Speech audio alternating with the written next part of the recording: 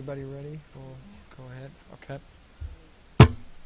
Good evening, and welcome to the July 9th, 2012 regular meeting of the Waterloo Community School District Board of Education. I hereby call the meeting to order.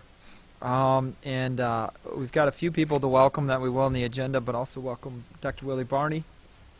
Here as well. Thank you for being here, Dr. Barney. We'll also welcome and then thank some people as we go through the meeting. First, please join me in a moment of silence.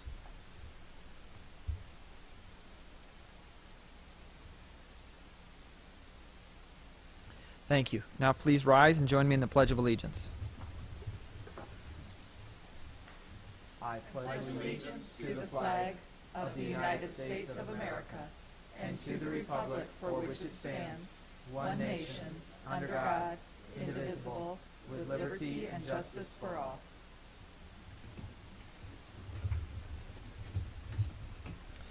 And now, Board Member Andrea Sparks will read the school district's mission statement. The Waterloo Schools community commits to a comprehensive system of education and support to assure that each and every student will graduate prepared for college, career, and citizenship, as evidenced by continuing education, pursuing a career path, and contributing to a community. Thank you, Andrea. Now the next item on our agenda, our first exhibit is a welcome of Mike Kinchy as school board member. And Mike was appointed to the seat vacated by the resignation of David Meeks. And he was sworn in previously. Sharon Miller did that a couple weeks ago, actually at the end of June. And so we don't need to swear Mike in because he's already taken the oath. But at this time we would just like to publicly recognize and welcome him. So Mike, welcome aboard. We're glad to have you. Thank you. And then the next item on the agenda, Exhibit B on page 3. This is another welcome, but also at this time, another time to say thanks because we are switching board secretaries, but we owe a huge amount of gratitude to Sharon Miller, who very ably served as the board secretary for many years. I know when I joined the board, I would call and email her. It seemed like every day for a while, and felt very reassured because Sharon, you did this job and did it extremely well. Now, as you've kind of gone on, your plate has gotten more full and more full with other items, and so the decision was made to welcome Pam Arndorfer, who's the assistant to the superintendent, to also act as board secretary. In this, the board secretary and the board treasurer are two, I guess, technical spots on the board. And so because of that, there is an oath of office that goes with that. And so technically, Sharon Miller has resigned as board secretary effective as of June 30th. And then Pam Arndorfer will be appointed as board secretary. So at this time, we'll get the motion on the floor that the Board of Education approve the appointment of Pam Arndorfer as board secretary. Thank you. And a second? Second. Okay. And any discussion? If not, all those in favor, please say aye. Aye. Aye. Opposed, nay. And the chair votes aye. Motion carried. So that's the old joke of congratulations or condolences, but you get to deal with all of us now. And so officially. And so, Pam, if you'll stand up, I will read you the oath of office. If you could raise your right hand.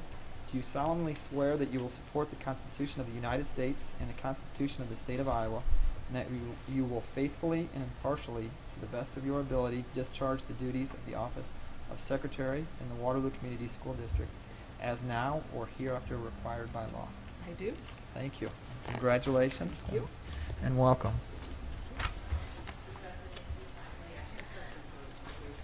Okay. Well, thank you. And these are the cards, and I'm going to put her on the spot, but Andrea Sparks said that Pam would need those cards because there's a woman sitting over there that may try to take too long, and she pointed directly at you. So. Well, when I started as board secretary, my predecessor my predecessor gave me some used cardboard cutouts. There were some recycled folders, pocket folders, which are still in use. And over the years, I've thought, gee, I should get something new for that. But then, no, they serve their purpose. But to get Pam started off well, and this is no taxpayer money was used for these. This is a private donation. I have some laminated 2 sets of yellow and red cards that should take you a long time into the future. If I may, I'll bring them up. Oh, please do so. Sharon, thanks again.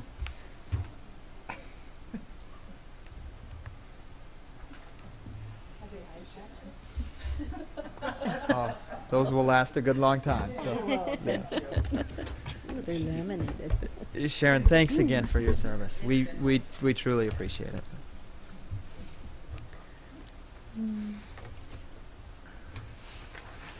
All right, the next item on our agenda is really a remembrance or a board celebration or appreciation for Don Hanson, who passed away a little over a week and a half ago.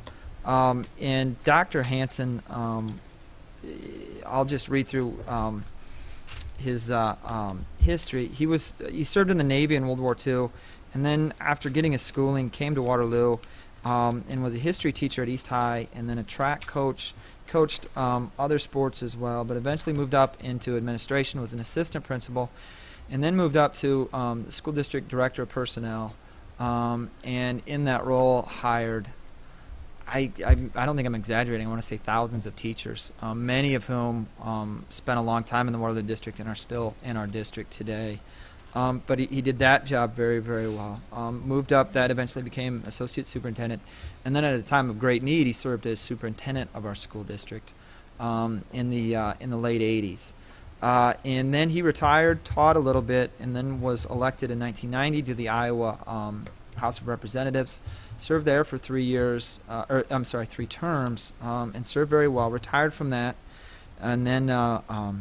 After a couple years, was encouraged to run for the school board, and he was elected to an at-large seat and served 3 terms. So he served 9 years, and in that time served as board president of the school board.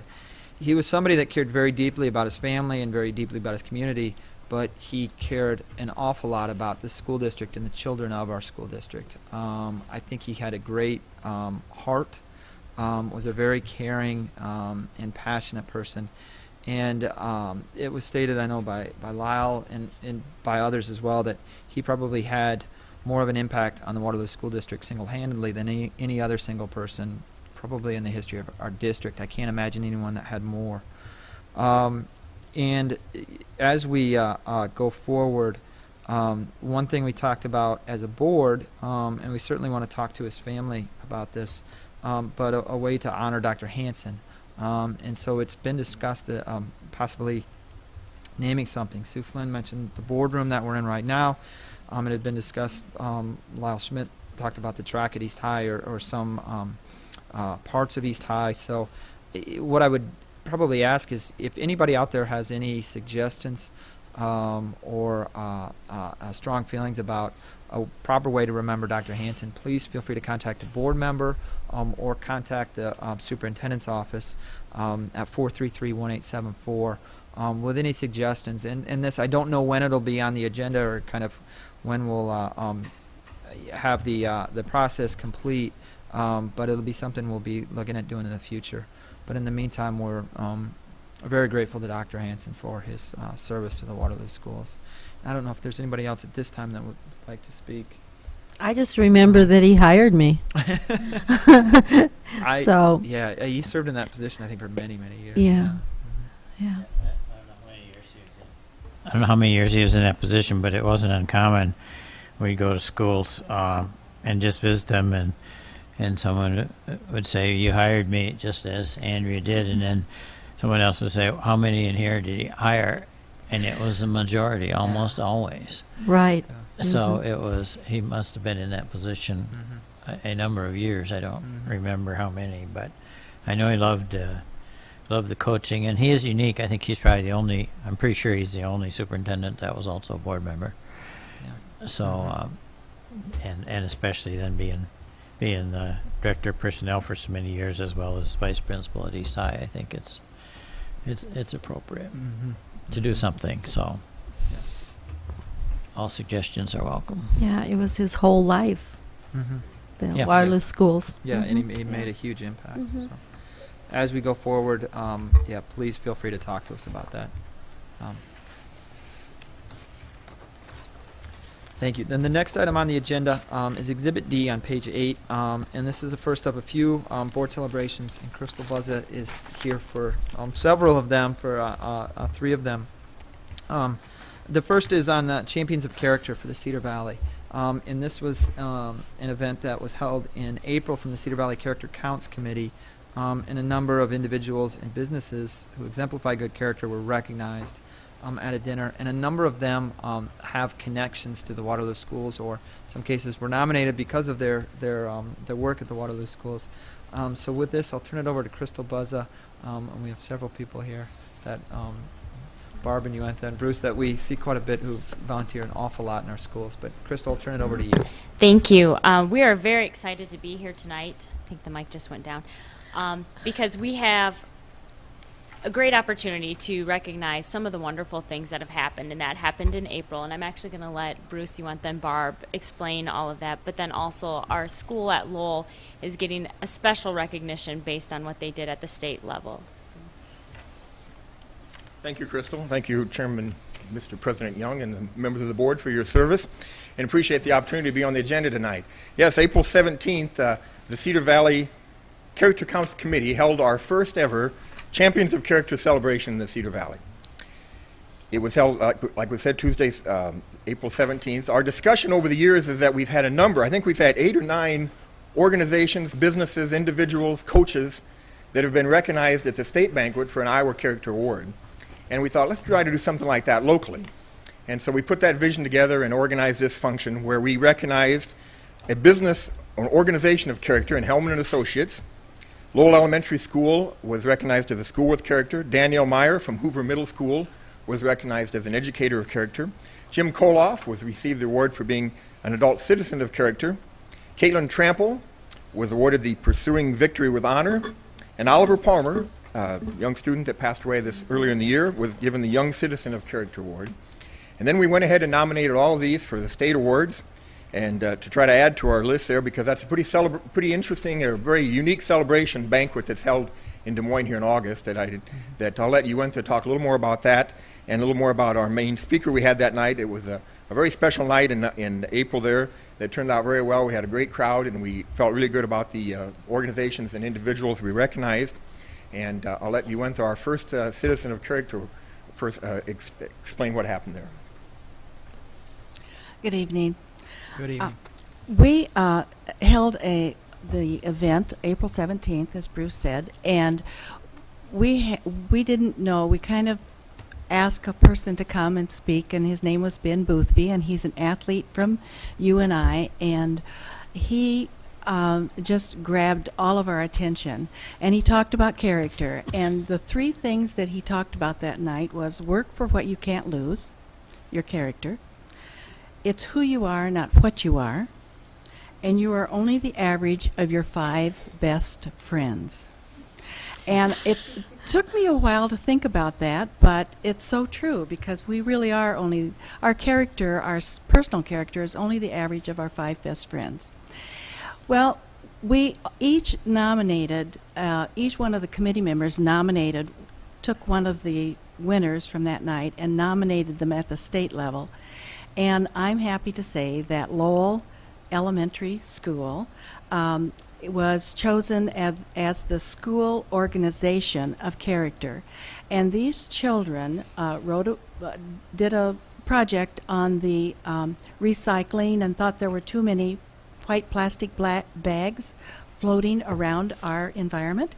And so they did things that wrote a book about the day I got thrown out and talked about in the first person the plastic bag and what happened from the time he went from the grocery store to the time it was floating around in the environment.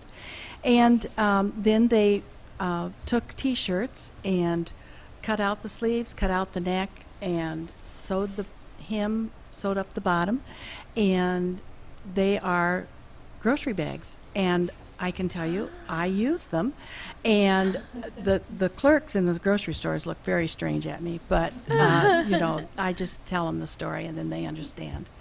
So we're going down August 3rd, and we're taking a bus down and taking the children, and we're going to receive our award in Des Moines at the State Character Award ceremony.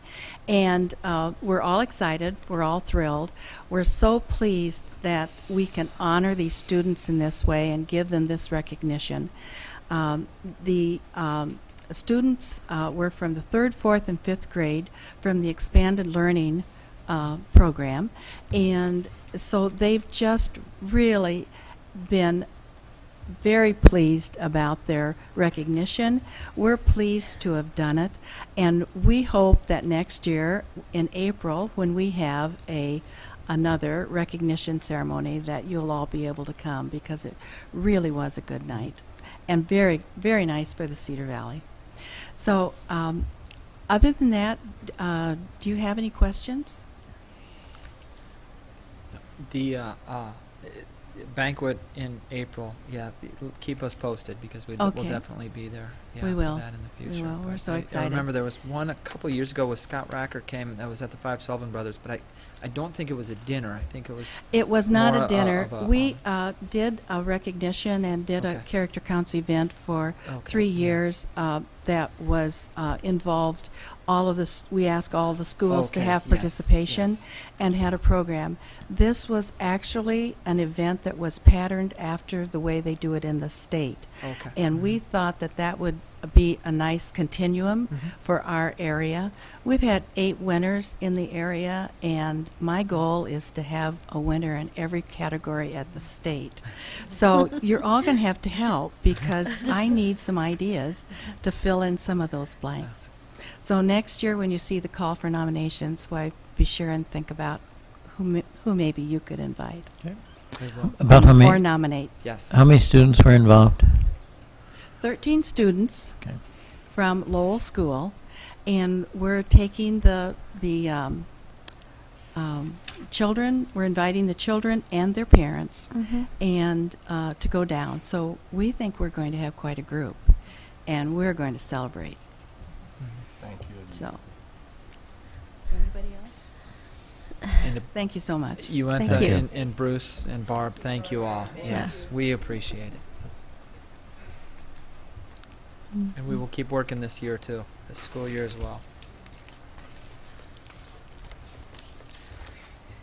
The next item on our agenda is Exhibit E on page 10, and this is a board celebration, and it's regarding Reconnect to Graduate, which we as a board have just been learning about here recently. And Crystal BUZZA is here. Crystal, if you could come up to discuss this, but it's a program that's been tried in some other places than Des Moines locally, and requires some volunteers. So if you could tell us about about what the program is and then what the needs are. Yep, absolutely. Reconnect to Graduate is an opportunity for us as a school district and the city of Waterloo to reach out to students who are ages 16 to 21, and especially those who have dropped out, and say, we want you to come back to school. We want you to get your high school diploma. We believe in you, and we think that getting your high school diploma will really help open doors. Like you mentioned, Mr. Young, that this is something that they've done in Des Moines for 3 years, and you know, the biggest success that they have had is getting community awareness. I think communities aren't aware of actually how many students have dropped out. Could be for a number of reasons. Could be a young gal that has found herself now with a family, or maybe there's an older sibling realizing that one of their parents isn't around, or they need to help with an income. And we believe in the Waterloo School District that we have a lot of different options for students to get their degree, so there really isn't a good excuse why not to graduate from high school. So we really want to tell them that there's no shame in coming back. We really want this to happen, and we've had a lot of great support. Our event's going to happen on August 25th. It's a Saturday morning. It will be from 9 to noon. We purposely did it early in the morning, hoping that maybe those students will still be sleeping, or they'll at least be at home as we go out in 20 teams of volunteers. There'll be about 4 people on each team. Every team will have one district employee that will lead their team. So we'll map out the best route to go on these doors, talk to the families, find out what the barriers are. We're not supposed to, solve their problems. We just need to be an empathetic ear and listen to them. And then if they're interested in coming back at that time, we'll take their information. And then on that following Monday and Tuesday, our guidance counselors will start following up with these students to try to arrange a class schedule and see how we can get them back to school as quickly as possible. Right now we have identified about 200 youth in our area, just in the Waterloo School District, that have dropped out that would be eligible to come back. And some of these kids are just a few credits short, so they're very, very close. So we really want to get those students re-engaged. Are there any other questions? I should mention, if we are also looking for volunteers, we need 20 employees, and then we need 60 community volunteers to make this happen. The City of Waterloo is very supportive. United Way has been very supportive. A lot of our local media is also very supportive of this. And so on each of your stations, I have an application to volunteer. We're just finishing up putting an application online, but we also have an application at the Volunteer Center where people can volunteer their Saturday. There will be a training session, so you'll know what to expect. It's a great time to ask questions as well. And again, the training session is on the 23rd. It's on the 23rd, And there's a yep. morning, and then a noon, and then an evening time Yep. for that. Yeah. So the population you're going to visit is any student that was enrolled the year before that hasn't attended classes and hasn't asked for a transfer of records? Correct. That would be the population. Yep. Lyle, we're also really trying to focus on students that have accumulated credits so that they can see light at the end of the tunnel. We probably, what wouldn't be in the population would be someone that's 19 and has almost no credits, so it'd be very, very difficult. So we're actually trying to get folks with kind of a light at the end of the tunnel. Okay, so it's not the entire population, but... And how many... Currently, you say there's 200 youth. About 200, yep. And the good thing is, actually, we're going to be sending out a letter, and as we've been getting ready to get the letter together, re-looking at addresses, confirming that, because that's a way to confirm where they're living at, because, as you know, we have a lot of families that are moving and in transition. We've noticed that some of these students that have been identified have already actually called to re-enroll for the fall. So some of these, students, hopefully it's a changing target. We'd love to have 10 students come back, but we also know that it is possible that if we get all 10 back, by January they may drop out again.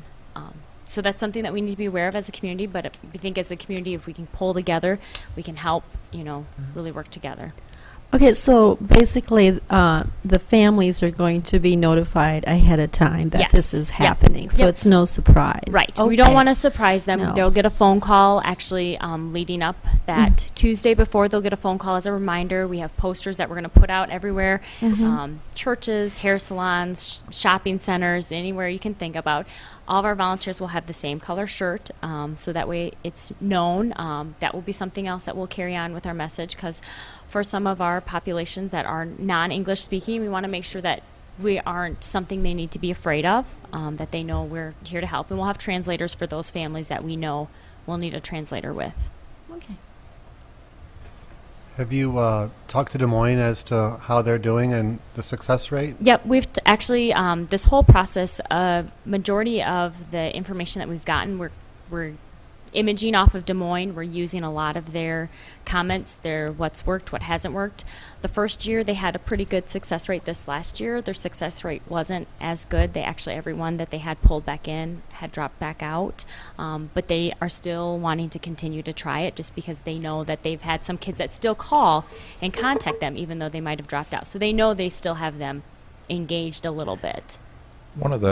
I might just also comment, one of the things that we have to offer young people that we haven't had in several years ago was they've got various options of completing their diploma now. There's a PBDA environment. There's a Grad Connect environment. There's some online environments, and so they one thing that the committee wants to do, and the callers will make sure, the door knockers will make sure that the students are aware that there's so many avenues now that they may not have had available before.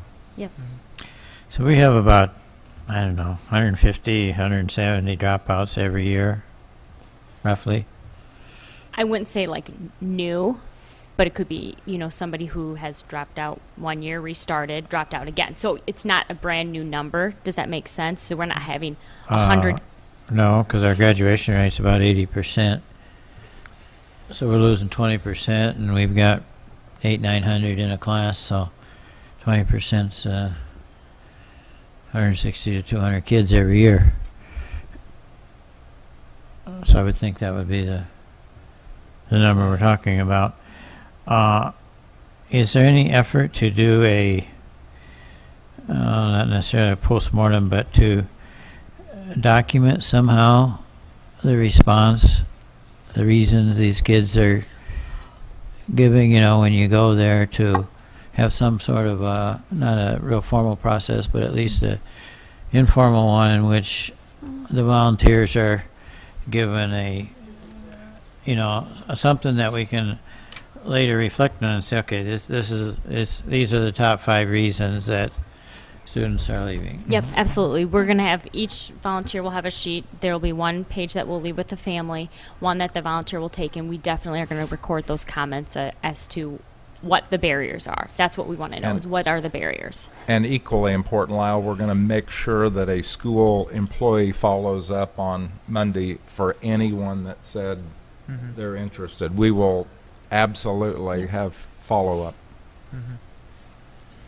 Yeah, that would be necessary to keep that contact going, and and that encouragement. Any other questions? Well, Crystal, it sounds like a great program, so thank you for taking the initiative on this as well. And we'll keep spreading the word as well for volunteers. Anything further? Okay, and Crystal, we have one more item, another board celebration, and this one actually is up for a motion as well. This is regarding 2 gifts to the school district.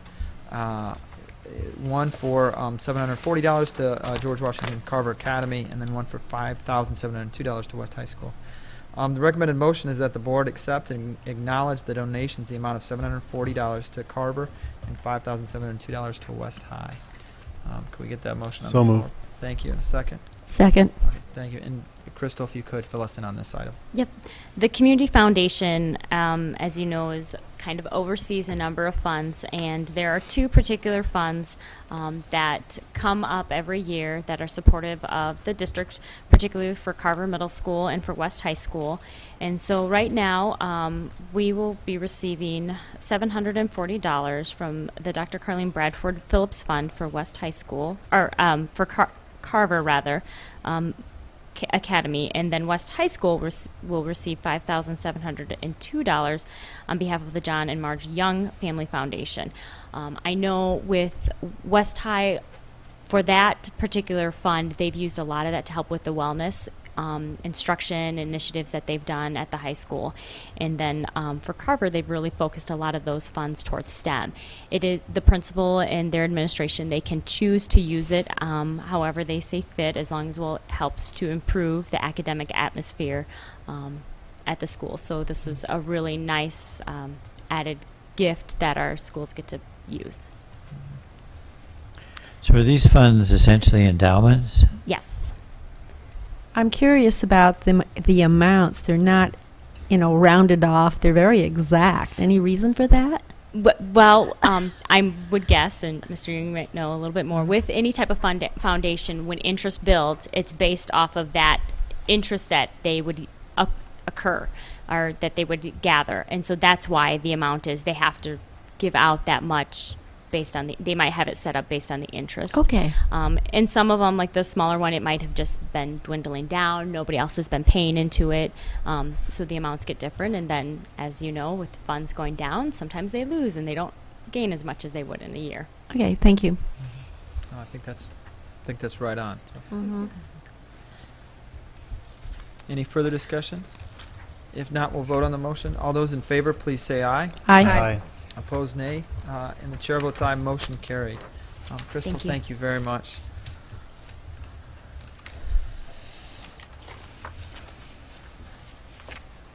And the next item we've got on our agenda is information from individuals, and this is where people may speak. And you'll bear with me for a moment.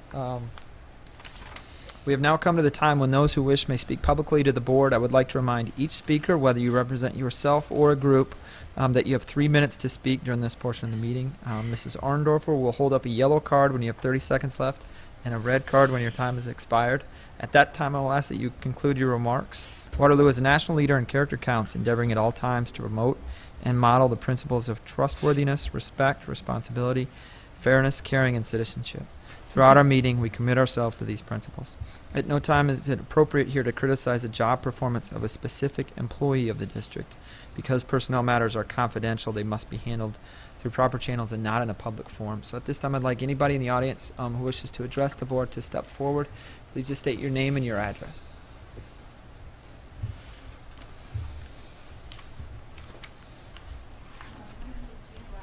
Good evening. And Gina, is the green button on?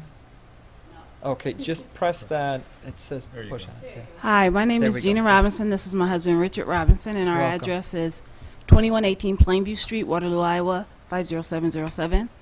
And this is Tracy Caesar. And go ahead and give me your address. 722 Quincy Street, Waterloo, Iowa, 50703. And this is Harris Caesar of 1622 Mount Carmel Drive, Waterloo, Iowa. And the reason we are here today is that we wanted to ask the board to revisit the transfer rule in regards to athletic eligibility. Currently, as it stands, if you are a Waterloo Community School District student and you do an intra-school transfer, so that's from west to east or east to west, you are ineligible for a year. But that rule does not apply to anyone that transfers into the Waterloo Community School District from outside the school district. And I'm not quite understanding. And I'm just wondering about the fairness of that. Our own students have to sit out a year, but anyone that comes into our district only has to sit out for 90 days, if I understand the rule correctly. And so we're here today to see if we can ask the board to revisit that rule, as we don't feel that it's fair for our own students.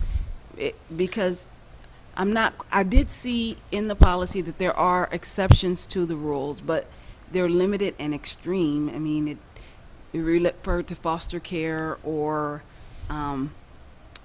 divorce or something of that nature, but not just like if I moved from West District to East District and my child transferred, then my child would be ineligible for a year due to me moving. And so I thought that was extreme. And then in my particular case, I transferred my daughter. She's going to sit out a year, and that's fine, but I still think for other students that that's an extreme. It's not fair to our own students, but we allow other students outside the district to only have to sit out 90 days. And so personally, I think the rule should be 90 days across the board or a year across the board, regardless of where you live, reside, or transfer from. And so that's all I have to say. Thank you. Okay. No, I think that's a valid point. And if I recall, well, first of all, once upon a time there were issues of recruiting, and that was kind of the I heard about One- the reasoning behind it. one of the main, I think.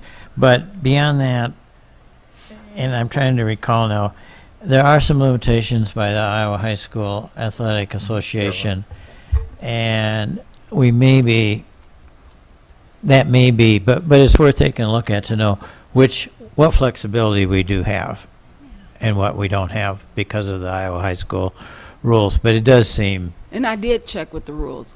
The 90 days is the rule. for the Iowa High School, Right. For Okay. the Iowa High School. And ours, and they've said that you can, a school district can go beyond what they have. They can't go less than what they have in place, but they can go beyond. Ours is more than what they have, so ours is fine the way it is. It just seems excessive, but it is the 90 days. And that's any 90 days. The sport doesn't have to be played during that time, Right. or Right. The student can practice with the team, which is but another, they can't participate in the activities. which is kind of another Right. inequity. But depending on when the sport is in the year, it Exactly. may be affected or may Yeah. not. But okay, I think And- we're and, willing to take a look at just that. to explain the process to all of you, our policy review process. Policies initially go. We've got a policy subcommittee that meets, and it's got 3 school board members, but then also Sharon Miller and representatives from her office, and then there are teachers and I think administrators from schools as Some well. citizens. Some citizens as well that review policies going through.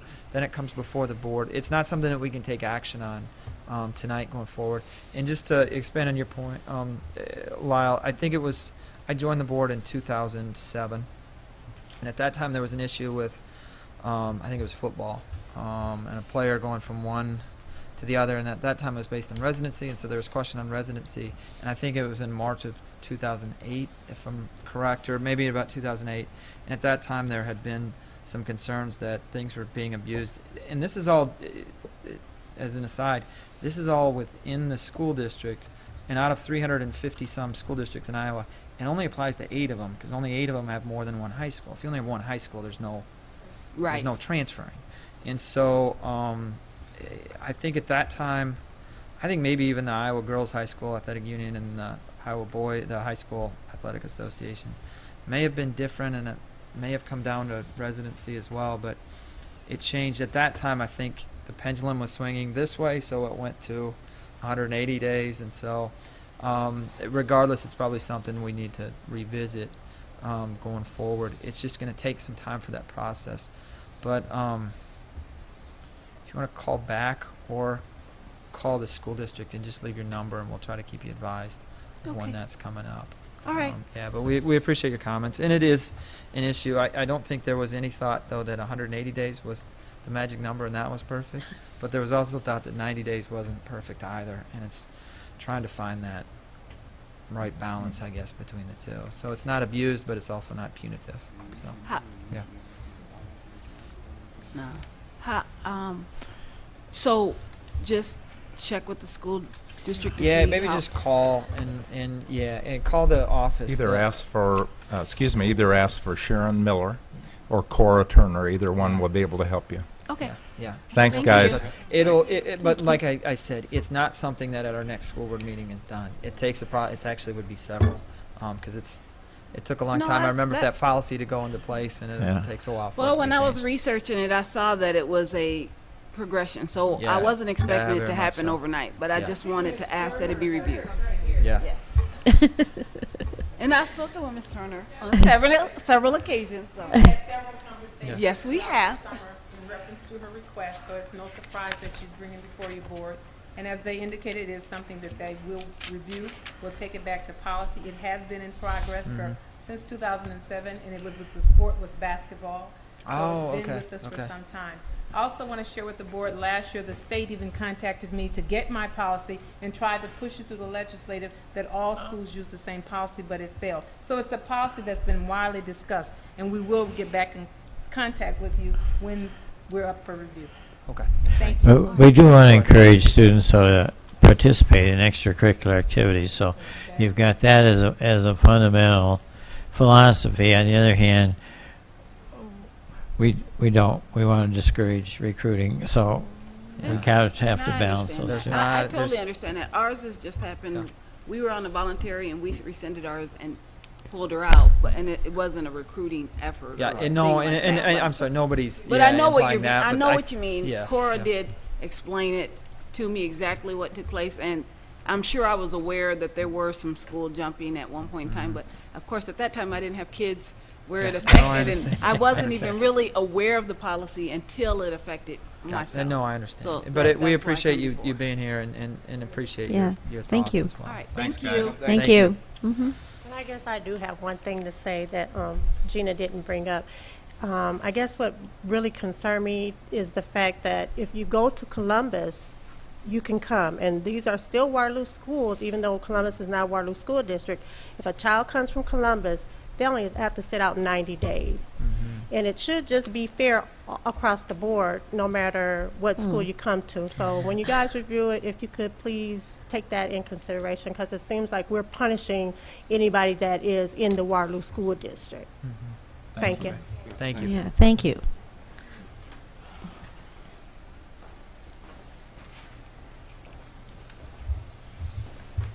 Is there anyone else in the audience that wishes to speak? Okay, and seeing none, we'll move on to the next item on our agenda. And this evening, that's the consent agenda, which tonight consists of a number of items. First of all, our regular board meeting from June 11th, and then special school board meetings on the 19th, the 26th, and the 2nd of July. Minutes from those meetings. There are a number of, the next item is personnel appointments and adjustments, and it being the summer. There are a number of those from teachers and administrators, staff, coaching of all kinds. I think that takes up 5 pages. We've got bills due and payable between board meetings, covering the time since our last board meeting. The superintendent's contract, and we'll discuss that. Also, textbook adoption for the high school social science departments. There's an item also for the East High International Club. They are traveling to Spain and France here in a couple weeks, so it's approval on that.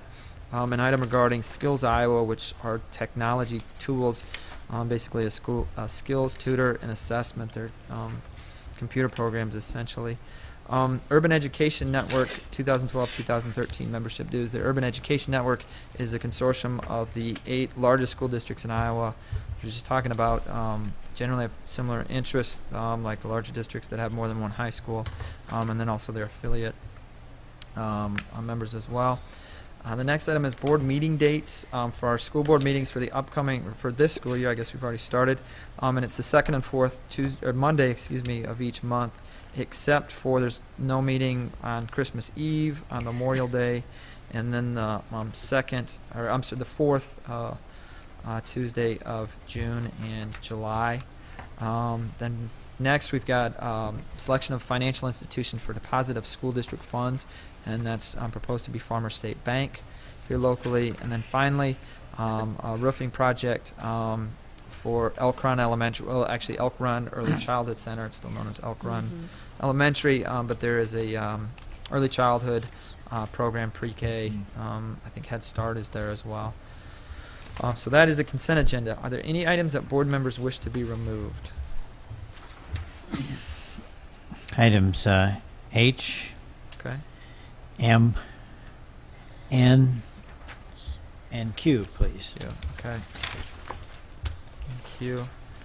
And we've got a number, and I'm going to ask that I and J be removed as well. So got about half. Any others? Okay. If not, I'll ask for a motion to approve the consent agenda, with the exception of items H, I, J, M, N, and Q, which all those will be discussed next. So moved. Thank you. And Second. thank you. Any discussion? If not, all those in favor, please signify by saying aye. Aye. Opposed, nay. And the chair votes aye. Motion carried. That takes us then to Exhibit H, which is personnel appointments and adjustments. It's I on move the page Board of 19. Education approve the personnel items as listed. We get the second. Second. Thank you. Discussion. Just could anyone give me an update on where we're at in terms of staffing, filling all the staffing needs that we have as we approach the school year? Lyle, I really can't tonight. Dr. Smith will be back late tonight. I'll send the board a report tomorrow, if that's good. Typically, there's a few, maybe in the special needs Yes. remaining, and a math or a Sure. science. So just kind of, I think there's actually about 20, 25 new hires, it looks like, so. We normally go into July with a number of openings. The closer we get to the 1st of August, that tightens up depending on staffing ratios at schools. But we'll send you out a report tomorrow as soon as Bev gets back. But we're hiring based on our anticipated needs. We don't wait for No. the registration. No. Okay. The only thing we're filling all positions that we had last year because our projections show that our enrollment's going to be reasonably flat. But after enrollment, then we take a look at that and see how it matches up. Okay, thank you. Mm-hmm. Thank you. Any further discussion or questions? Just the page 20 on the personnel appointments. This the district food service manager. One person is replacing two. Is that my understanding? Yeah, So it was a very I think it was an unusual situation we had before. It's more typical to have one food service manager in a school district with different reporting layers underneath that. But the reason that was done initially is both had respective strengths in very discrete areas, and so it was better to have two. But the person that's replacing has the qualifications to fill both positions. Okay. It would typically, I'm restating this, it would typically be just one person in a district that's the actual food service manager.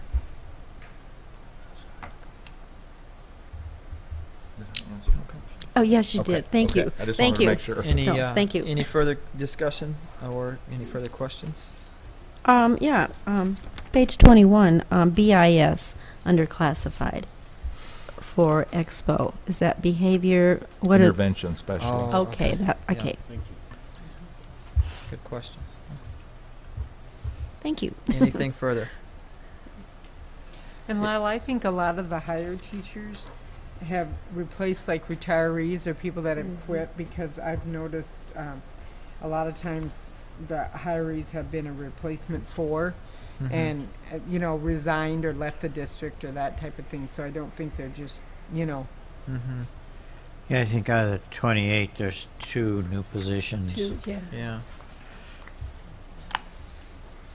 That's correct. Yeah. Anything further? If not, all those in favor of the motion, please say aye. Aye. Aye. Opposed, nay. And the chair votes aye, motion carried. The next item on the agenda is the bills due and payable between board meetings. The recommended motion is that the Board of Education approve the bills due and payable and the bills paid between board meetings. Can we get that motion on the table? I so move. Thank you. In a second. Second. Thank you. In discussion. And I'll first say I'll abstain from voting on this item because as an attorney I represent a client who's paid by one of the bills. Any further discussion? If not, all those in favor, please signify by saying aye. Aye. Aye. Opposed, nay. And the chair abstains. Motion carried. The next item on our agenda is Exhibit J on page 40, and that's the superintendent's contract. And I will read the motion. And this is my recommendation that the Board of Education approve the superintendent's compensation for the 2012-2013 school year at an increase of 3.02% with appropriate increases in health insurance costs included in the total package. Can we get that motion on the floor? I so move. Okay, thank you. In a second. Second. Thank you. And just by way of discussion, we met as a board during the annual review process. We met actually during the year as well. But we've met twice since our last regular board meeting. First just as a board and then with the board and the superintendent. We discussed a number of issues. A number of issues are positive over the past year. Probably the most striking for me was the graduation rate. I think we're at our second highest graduation rate ever. And financially, the district has come through very well. I think we've had 5 straight years of reduced property tax rate. Our reserves are as high now as I believe as they've ever been. Our attendance is up. There were a number of positives, but there are also a number of issues that we discussed that we need to work on. It was a little difficult this year. We changed from the ITBS, Iowa Test of Basic Skills, and the ITEDS to the Iowa assessments, which has made comparisons tough and has also made getting through the data very difficult. So we have some early indications that were mixed, but some were up, some were down. But I think that's been that way across the board. I know with the Catholic schools they were down between 8.5% and 30%. So fortunately we weren't that far down, but I think our discussions probably centered on what we need to do and do better. And the thinking was we were on the right track, but we kind of need to move a little faster along that track, or we want to. So regarding the salary, I proposed 3.02%, which is the same as last year's figures. In a lot of discussion went into this as well, and then about 2 days after that, I looked at an article from Council Bluffs, which is a very similar district. Dr. Norris is, I think, the second longest tenured superintendent in the Urban Education Network, which speaks to the job of being a superintendent in the Urban Education Network. But Martha Bruckner, I think, has about 1 year, and her raise was 3.00%, so it was basically right in line there. So it was a similar situation with their bargaining units as well. But that's what went into the discussion that we've got now. Now going forward, we've talked as a board of putting together a subcommittee to work on some performance measures as well and hard targets going into the future. And so that's an issue that we will discuss.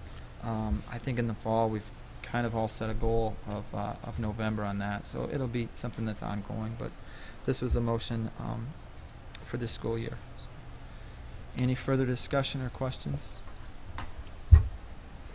If not, all those in favor of the motion, please signify by saying aye. Aye. Opposed, nay. And the chair votes aye. Motion carried. Yeah, and Dr. Norris, if you want to make a comment now. I just want to say I sincerely appreciate the salary increase. It's very fair. I also appreciate the good working relationship and support from the board. It's been 4 very challenging years. We've made great strides, but we have a long ways to go before all students are performing at acceptable levels. We're all equally anxious to ratchet up that speed, Mr. Young. I look forward to many more years as a team doing this important work. And then I also agree with the direction the board's taking with respect to linking administrative salary increases to performance and accomplishment of goals. I commend the board for that. It's happening all over the United States, and it's time it happened all over Iowa, and we'll make it a high priority, as you just said, to get all the details ironed out and a system in place by November. Thank you. Thank you, Dr. Norris. And Mike, I just kind of wanted to reiterate that it wasn't a process that we did in 10 or 15 minutes. We had it's a very good almost point. 4 hours of going back and forth on this, and and countless hours leading up to that, and kind and of after board and members to homework and review afterwards. So if people think that it was a decision met hastily, it was not, and it was with lots of facts and information and with fairness, we thought. And I think that, you know, we did a fair job evaluating, and I appreciate everybody's input. And if I could, I'd just like to underscore the precedence that was set here that Dr. Norris just referred to. Unlike past years where basically everybody got the same percentage of raise, that was not the case this year. So this is the first instance, I think, of the Waterloo Board and Waterloo school system in general of differentiating based on performance. So I think it's a small but important first step in, again, what Dr. Norris referred to as sort of a national trend. So we've taken that small first step and would anticipate that as we go, as this next year and the year following every year, there will be an increasing amount of remuneration that's based on actual performance instead of across the board pay increases. So we've begun those discussions with the administrators in our school district too, and as we develop this system, the public will become more familiar with that concept as we go forward. And if you could, Dr. Norris, state the 3 bargaining units and the raises that they each received. Well, all of the bargaining units in the district got a 3.8% raise, and it was just across the board for everybody. Yeah, I think it was like 3.64 for maybe the WESP and 3.8 for it was WEA. right around there. I think the state average was right around there too. It was like 3.7, 3.72 or something. Right, you're They were correct. all The very state average close. is right around that. There was some minor differences, but Yeah. with our groups. So just wanted to clarify, the non-bargaining administrators and administrative support staff got how much? Can you repeat your question, Sue? The non-bargaining, I'm just going by a story that was in the Courier. They said that Andrew had written that the non-bargaining administrators and administrative support staff got the same raise as Dr. Norris. Is that correct or not? No, it's not. That's incorrect, right? They were talking, I think he was talking about in prior years. Yeah.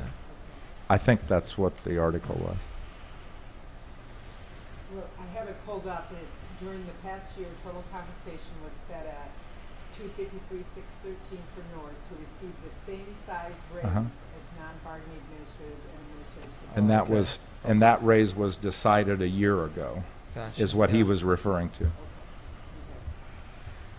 it doesn't really indicate what the raise is this year. Yeah, and that's what Because my motion. we hadn't yeah, said that's it what, that's until what, tonight. That's what my motion was. Yeah. okay. I And got the- a call on that you got the same, and I Yeah. didn't think they were Okay. the Yeah. same. So. So that's the precedence that's been broken here.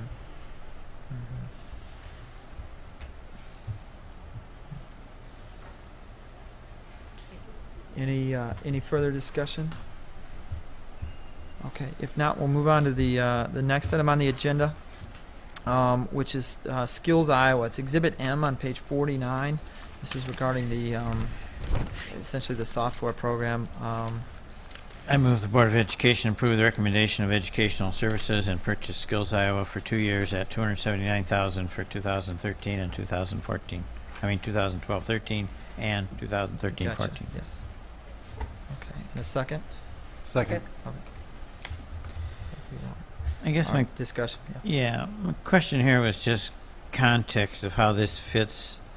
I mean, as a goal, we've got the National Corps, and we've got the State Corps, and hopefully someday we'll have a Waterloo Corps as well. I'm serious about that.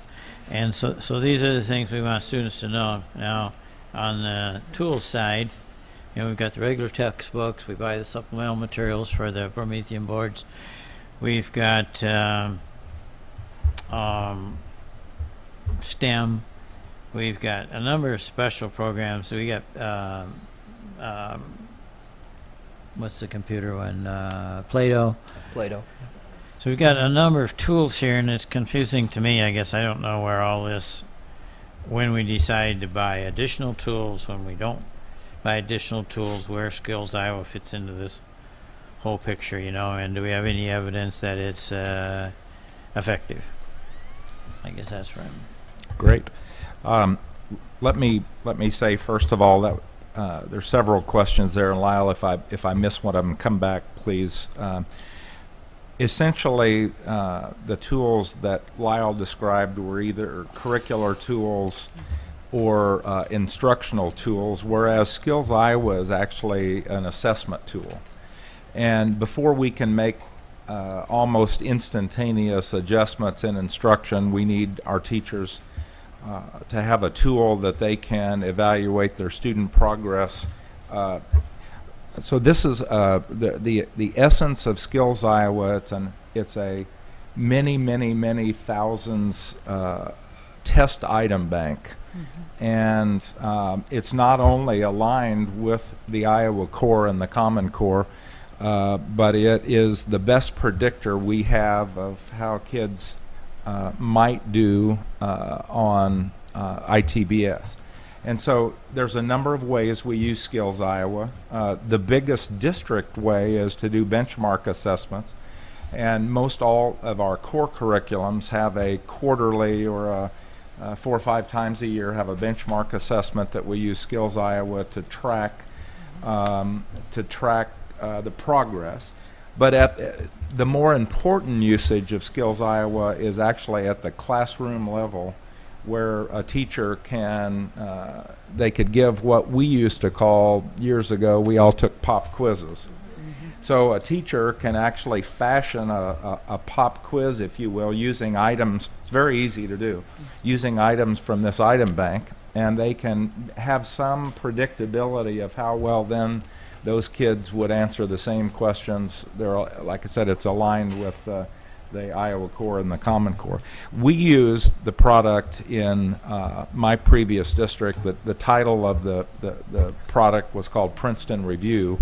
It was developed on the East Coast and was used all over the United States. Thanks to Senator Harkin at one time, Senator Harkin decided that this would be something that he'd want to give a break to Iowa schools to use. So we were spending upwards of $1 million in Sarasota to use this product. Of course, it was a way bigger school district.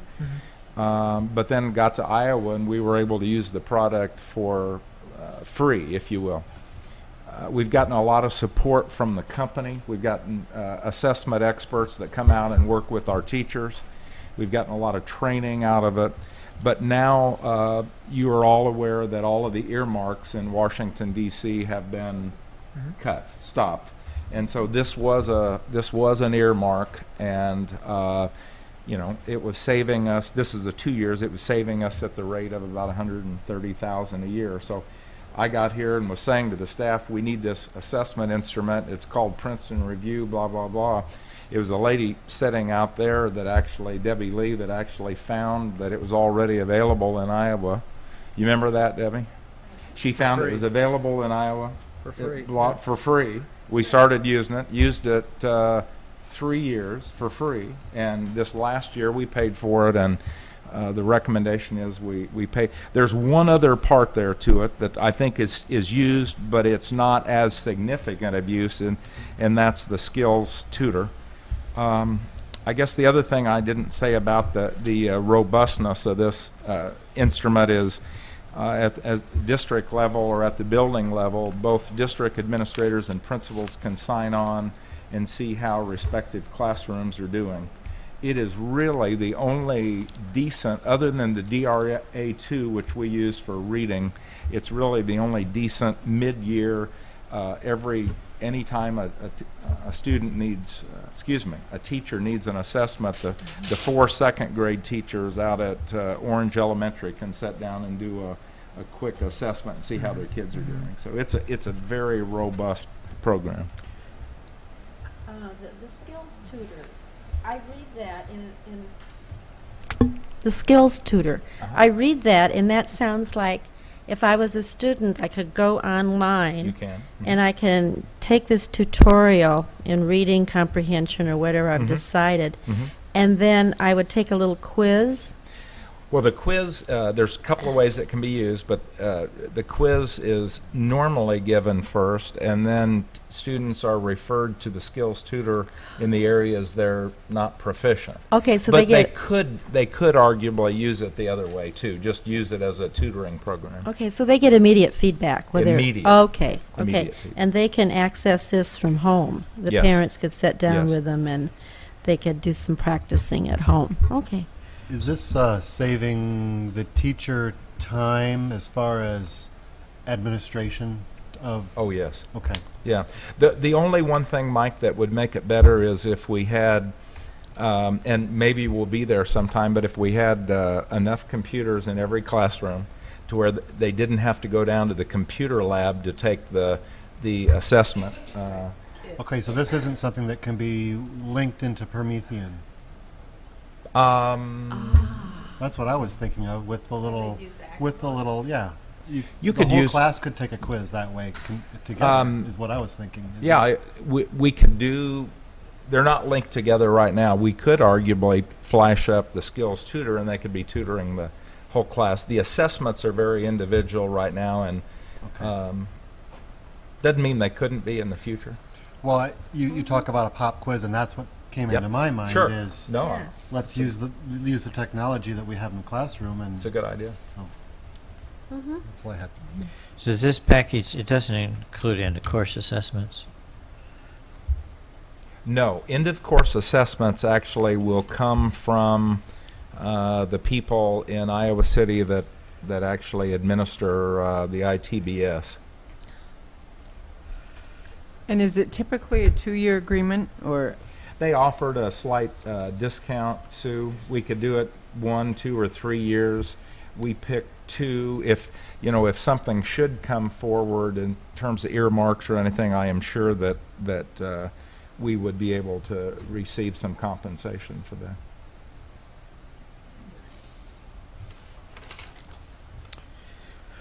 Okay, thank you. Any further questions or discussions? If not, all those in favor of the motion, please say aye. Aye. Opposed, nay. And the chair votes aye. Motion carried. That takes us to the next item in our board packet. It's Exhibit N on page 51. It's dues for the Urban Education Network for the 2012-2013 year. I move the Board of Education renew its membership in the Urban Education Network and approve the payment of $8,500 for the 2012-2013 dues. Thank you. And a second? Second. Thank you. On discussion. I guess I view this as related, at least, to the Iowa Association of School Boards, and I'm kind of thinking we're getting more value out of the Urban Education Network at the moment than we are IASB. We'll be acting separately on IASB, I assume, pretty soon. Yes, yeah. It's not, but it's actually not on the agenda now. It's more than this amount, I believe. It is. I think it's around $11,000. 11 or 12,000. Yeah. But could you just outline what we get for the 8,500? I mean, I know you're on several committees, and so you just outline the main benefits that Waterloo schools will be getting for this money. Sure. Both the two biggest values, I would guess, are the ability to do things in collaboration or coalition. So that, and I'll give a couple remarks regarding our legislative attempts regarding meetings to try to solve problems that are common to larger or to urban districts. So that collaboration is valuable. It not only happens at the superintendent and the board level, but that collaboration level goes down into almost all departments in the school district. So for instance, Sharon Miller's group will get together and they'll discuss communications UEN wide. And it's now more than, as you know, it's now more than the 8 largest original UEN. There's some associate members that make the number to either 14 or 16, I believe. 17, I think. 17, excuse me. The second way that I would think that is of great value now is we're able to, we've hired Margaret Buckton, and we've hired some of the expertise in ISFAS, which is the Iowa School Financial Information System. And that's where we get a lot of our in fact, that's actually who's doing Skills Iowa right now is ISFAS, but they're a competitive, strong alternative to the group that Lyle just mentioned earlier. So it's that collaboration, it's the ability to work together to buy services that are important to the schools. And if I remember correctly, the 17 districts, I think, there's 8 voting districts and 9 Yes. associates or whatever represent almost 50% of the students Yeah, it's close. Between 45 and 50% of all the students. You're in right. the states, and based on this last year, I thought the speakers hired for the UEN were superior to those were the best speakers we had when we were in Des Moines. Yes. I thought so. So I guess I think it's definitely a value added. It's. I appreciate the updates that we get also from UEN. I find what comes from Margaret to oftentimes dissect in a better way. And perhaps that's because it is a little bit more focused to our urban district, but I find that her analysis and some of that stuff is a lot more helpful to me than what we're getting other places. So. Oh, definitely. Well, they're dealing with the same issues and same problems, and it's good to hear new ears that have different solutions too. Probably the only other benefit, Lyle, is that Mr. Young gets to be on the steering committee. And I was gonna mention that it's That's one another more value added. one more subcommittee. The biggest issue. Should I reconsider my vote? No, it's the biggest issue this time. It was over the Iowa Communications Network in June. The biggest issue is regarding the associate members and the dues that they pay. Because they paid initially pretty significantly less, but got all of the benefit. So there was a talk, and it was, use this word again, it was really trying to strike the right balance between encouraging the associate members to be on board. They're not voting members, so they don't get voting rights, but they really get all the other benefits of it, to come up with an amount that was a little more representative, closer to what the original 8 were paying. And so the dues were raised for them, but it was not the full amount. And I want to say it was raised by like $1,000, but that was the issue. I think it's been very successful for those associate members, and they've enjoyed it as well. Probably the biggest thing for them that they discussed was, and that the steering committee is half superintendents, half board members, is the collaboration is invaluable, because you're looking at just among the 8 districts that probably spend over $1 billion a year, among those 8 in operating budget, and easily. Yeah. And so Easily. And probably a couple billion when you add the associate members, and to have the collaboration of be able to talk. I mean, I look out in the audience, and I'm sure Mary and Debbie and Cora, Sharon, to talk to your peers at other urban districts that have a lot of the same issues that Waterloo has, whereas the other 350 or 340 school districts in Iowa don't, is invaluable. Kind of learning best practices, that sort of thing. So I have found it to be, if I had to choose one or the other, I would choose UEN as bringing the most value to the Waterloo School District. Now, whether we have to choose or what we have to choose with IASB is, we'll cross that bridge here pretty shortly. But for the UEN, I think it's been very, very worthwhile. I imagine you'll get into that minutia of all that associate membership, but because Ankeny's coming on board now with 2 high schools, because that used to be the definition. Yeah. If you had more than 1 high school, you were in the UEN. And also they're not the 8 largest districts anymore. No, because so you've I got think West larger Des districts Moines with one. is, Anyway, yeah. You're going to get into a whole. What's the definition of a voting and that member? was some of the discussion too regarding the voting rights, was still staying with the 8, the original 8. And along with that comes, what's the mission? Is it what are you really there for? Yeah.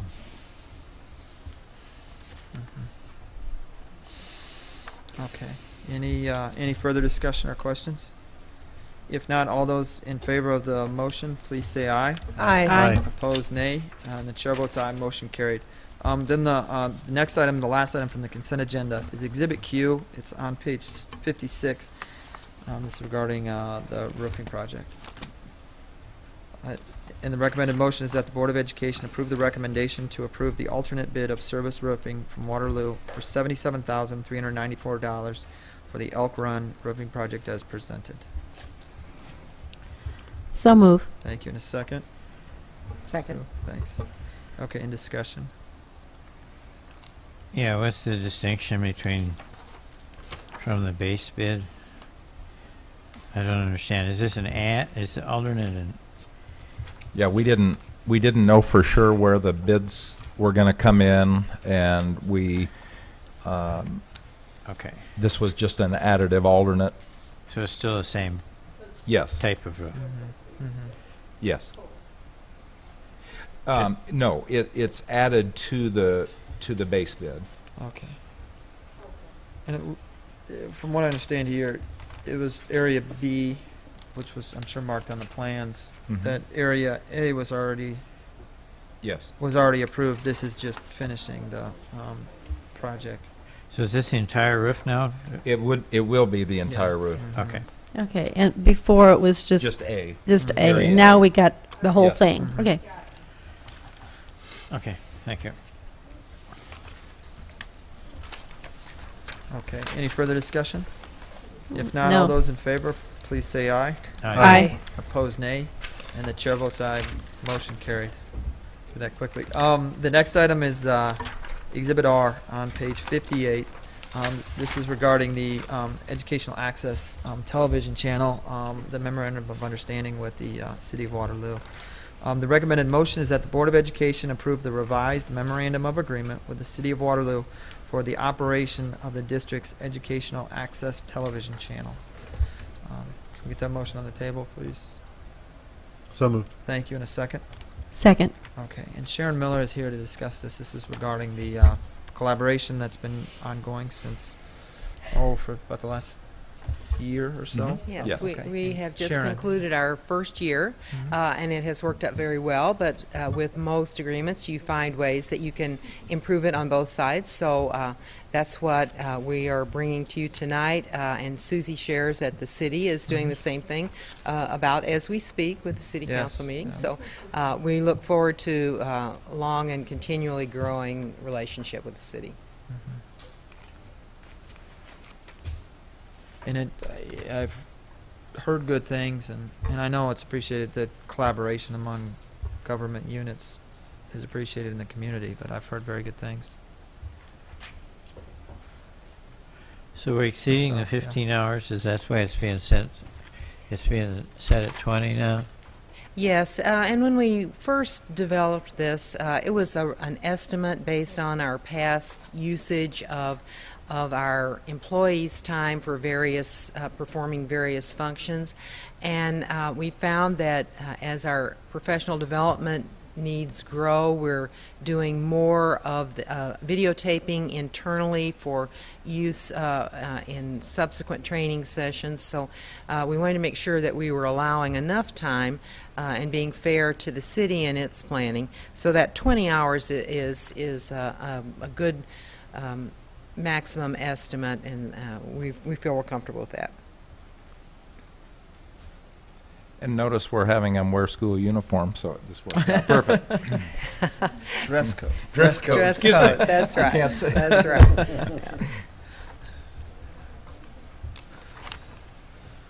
Yes. Any other questions or discussion? If not, Sharon, thank you. Sure. Thank you. All those in favor of the motion, please signify by saying aye. Aye. Opposed, nay. And the chair votes aye. Motion carried. The next item then is a number of board policy changes, which are up for vote because it's the second reading for them. And I'll read the recommended motion and explain it. The recommended motion is that the board approve the following policies: possession of weapons or dangerous objects by students and others, standardized dress code, and student directory information. Can we get that motion on the table? So moved. Thank you. Discussion? Or, I'm sorry, a second, excuse me. Second. Thank you. And just to explain to the audience, the first change that we've got here regarding 502.7, possession of weapons, that was discussed at our last regular board meeting on June 11th. And then subsequent to that, there were a couple of revisions for the student directory and then also the dress code. And policy changes require 2 readings. We were meeting, we actually met 3 times in work sessions since our last board meeting. And so there was a request very valid one, are that our student directories were being printed, or will be printed this week, sent to the printers maybe this week. Okay. And the handbooks, student handbooks. And so we wanted to make sure our policies were up to date on that. So we published a notice, and then before one of our work sessions, we had a board special session regarding the dress code and then student directory information. So with that lengthy introduction, I'll turn it over to Cora. If you could. Okay. Or I'm sorry. I'm Adrian Carlson. Yes, I'm a Adrian. Student Services Specialist with the Student Services Department. And the first policy is 502.7, possession of weapons or dangerous objects by students and others. And you'll see that there was minor changes. Number 4 was we added flag retirement ceremonies. So persons with express permission of school authorities who carry rifles modified to fire only blank rounds while participating in a gun salute ceremony at an event held on school property, such as flag retirement ceremonies, Veterans Day, or Memorial Day observance. And then 5 and 6 were also added. Air rifles issued by Army Cadet Command for use in approved marksmanship program are permitted in the JROTC storage area and air rifle range. And 6, the use of look-alike weapons rifles during drill team practice only if approval is on file. Thank you, Adrian. On the dress code changes, basically, we wanted to make sure that the community was aware and could see the changes, and they were easier for parents to follow our policy. We actually took the leggings section from under pants, skirts, dresses, and bottoms and made a totally separate section for clarification purposes. We did not change any of the language indicating who could or could not wear the leggings. It was just clarification. Also, under the bottoms type of any material, we took out the naming of the material and we included it that said it was just form-fitting to the body. Just once again, a clarification for families to be able to follow.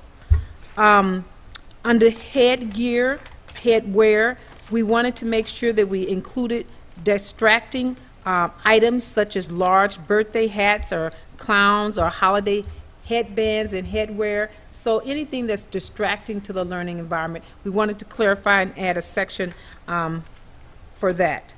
Next, the issue of layered clothing. We wanted to make sure that parents understood that a collar must be worn in the school system at all times, that if a young lady or a young man has a collared shirt on, that there was an item they could wear underneath it, but the collar had to be there for the layered item, that it would not be permitted to have an uncollared item on during the school day. The combination must be collared. Thank you. Anything else on that, Sharon? No. Well, it gets difficult to say because everything's written negatively, written proscriptively, so yes, we were using double negatives all the time. At this time, those are the main changes that we proposed on the dress code before you. If you have any questions, we're ready to answer. The next one is the student directory.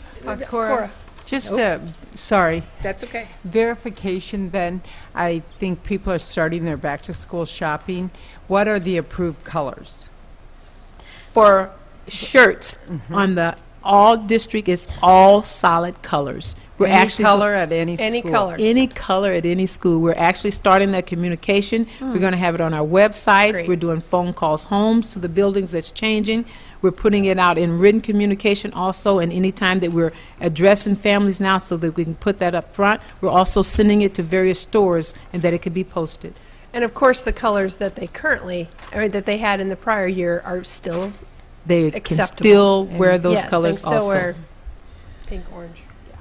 Andrew could mention that if you. Yeah. Oh, Andrew, please. Any color at any color. school. They can wear them. And Core, that includes the 3 high schools, East That and West and Expo, and then also Carver and Cunningham It as well. It includes Carver. Cunningham has a standard dress code, and their colors, I don't have them on the top of my head right They're now. a little more restricted. Okay. They're a little bit more primary. restricted, yes. Yeah. Okay. Yes. But clearly, the high school colors are all solid colors. Also, our middle schools are all solid colors.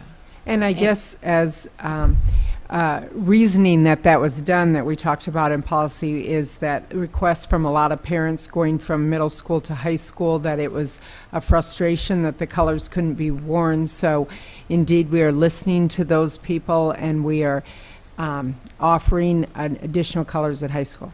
That's correct. Thank you, Sue, for reminding me. That is correct.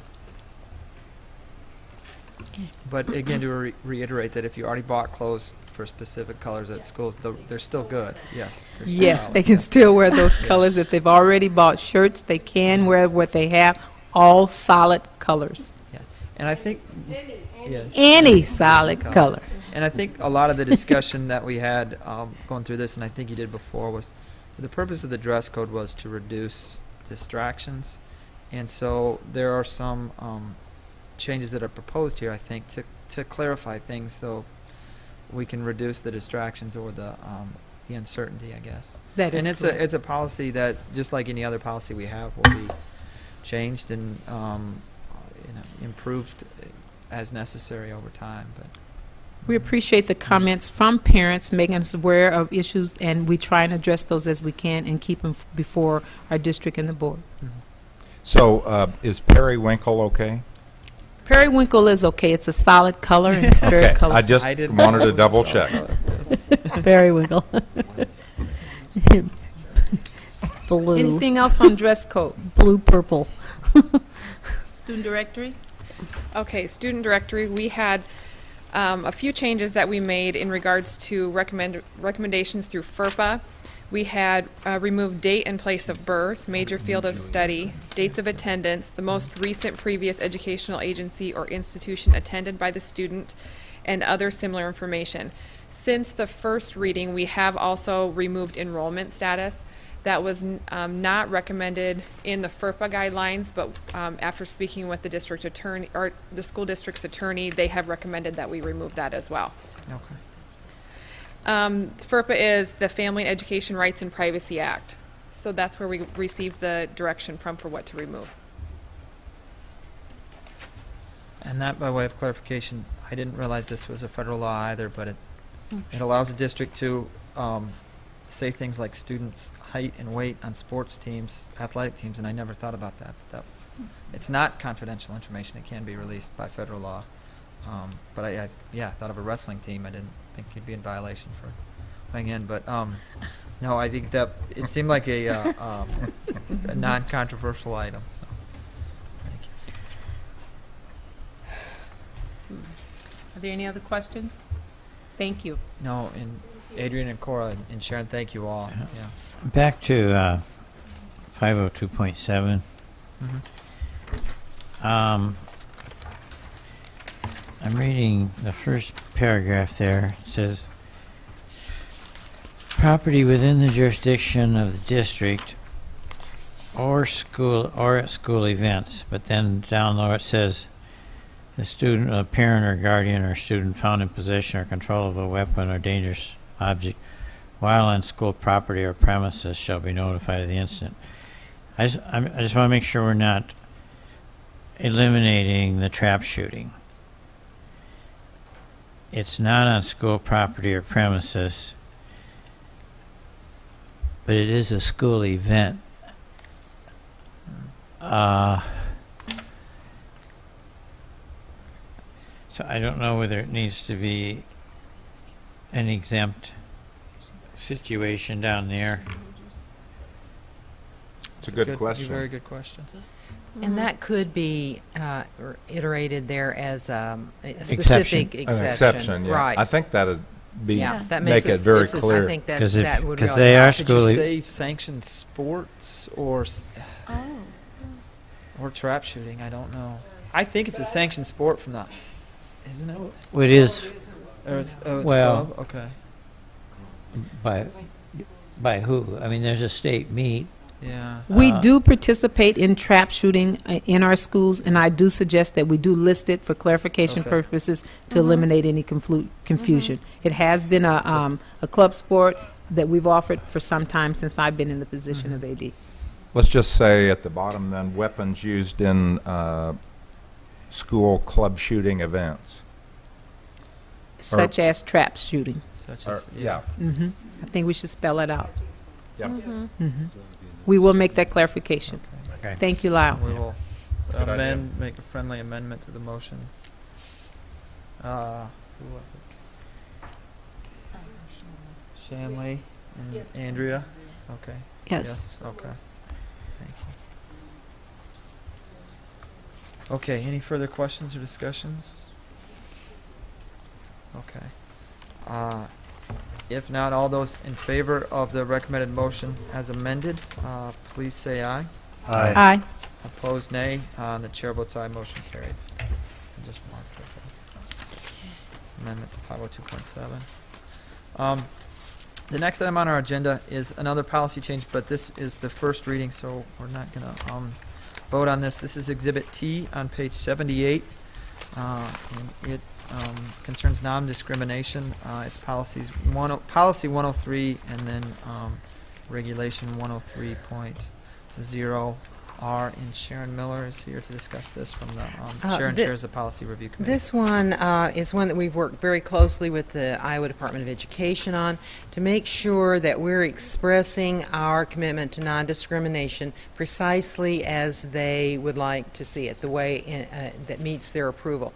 And so we've taken some language out of the policy, but you will see very similar language, and in fact the language in the regulation that is specifically what the Department of Education would like to see school districts use. So to be consistent, we want to have that in our regulation and use that in all our publications, every place that on our website, for example, but take some of the language that is a little redundant or not quite aligned with what's in the regulation out of the policy. So that's what we're asking for this policy.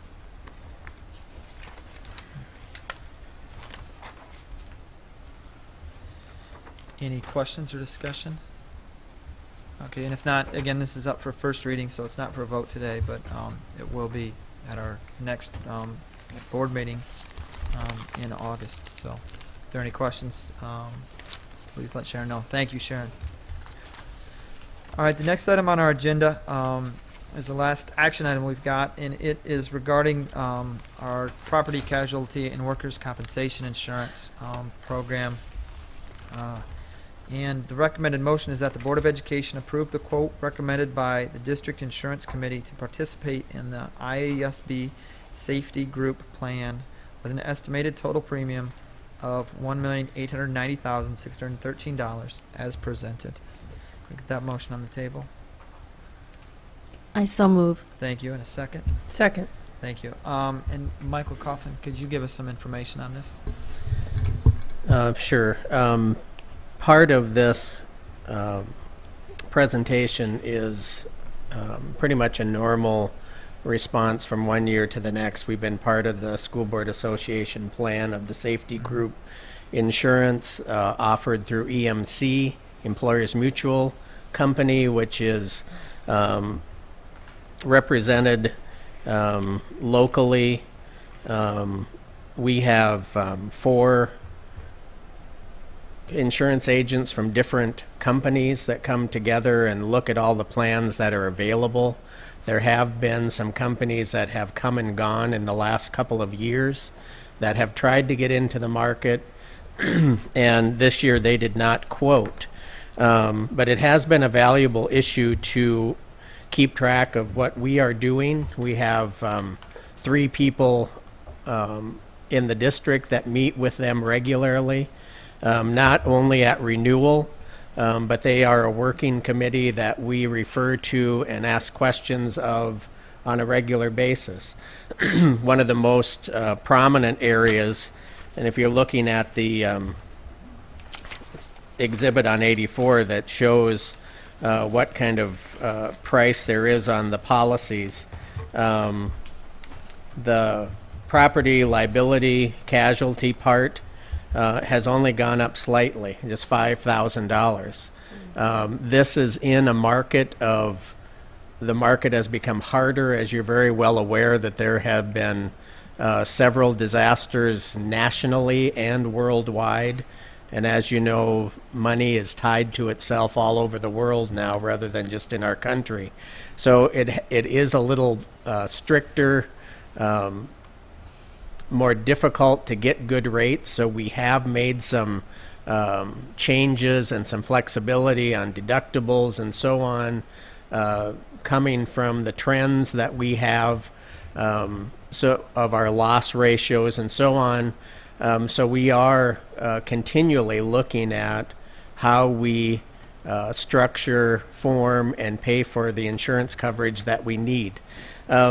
Just below that is the workers' comp.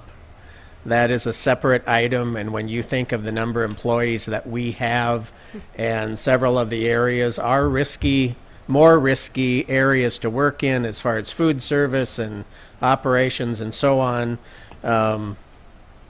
that is 3/4 of our policy of the casualty liability property. I would also say that the property is showing some increases because we just have newer buildings. We have more value in our assets than we have in the past. So I'm very pleased with the program that the insurance committee came up with. And when I was talking about meeting with the insurance committee on a regular basis, the workers' comp area is probably the most prominent.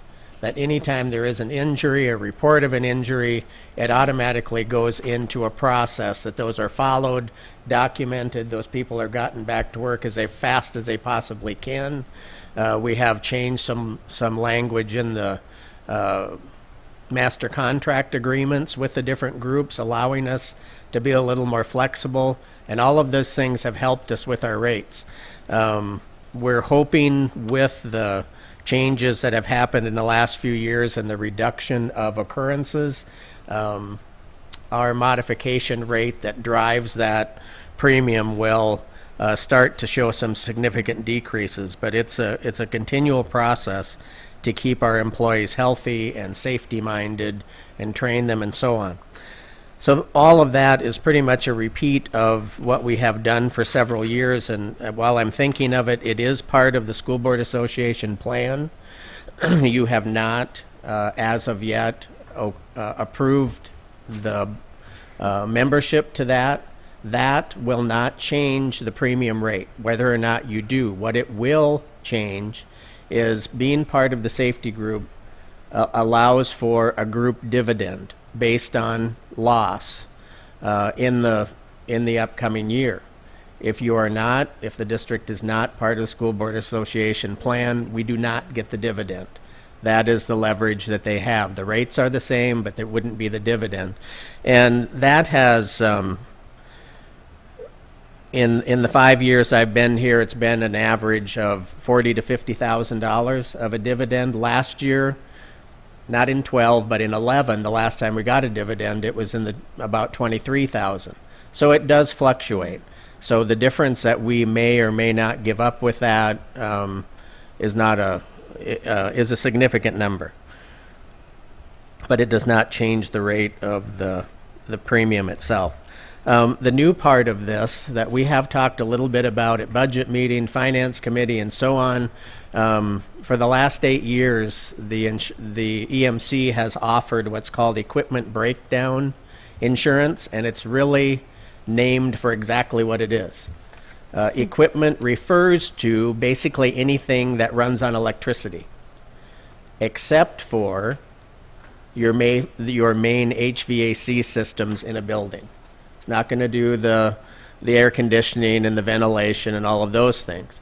But basically everything from vacuum cleaners to copiers to scoreboards, floor burnishers, just about anything that runs as equipment that needs repair is covered under this.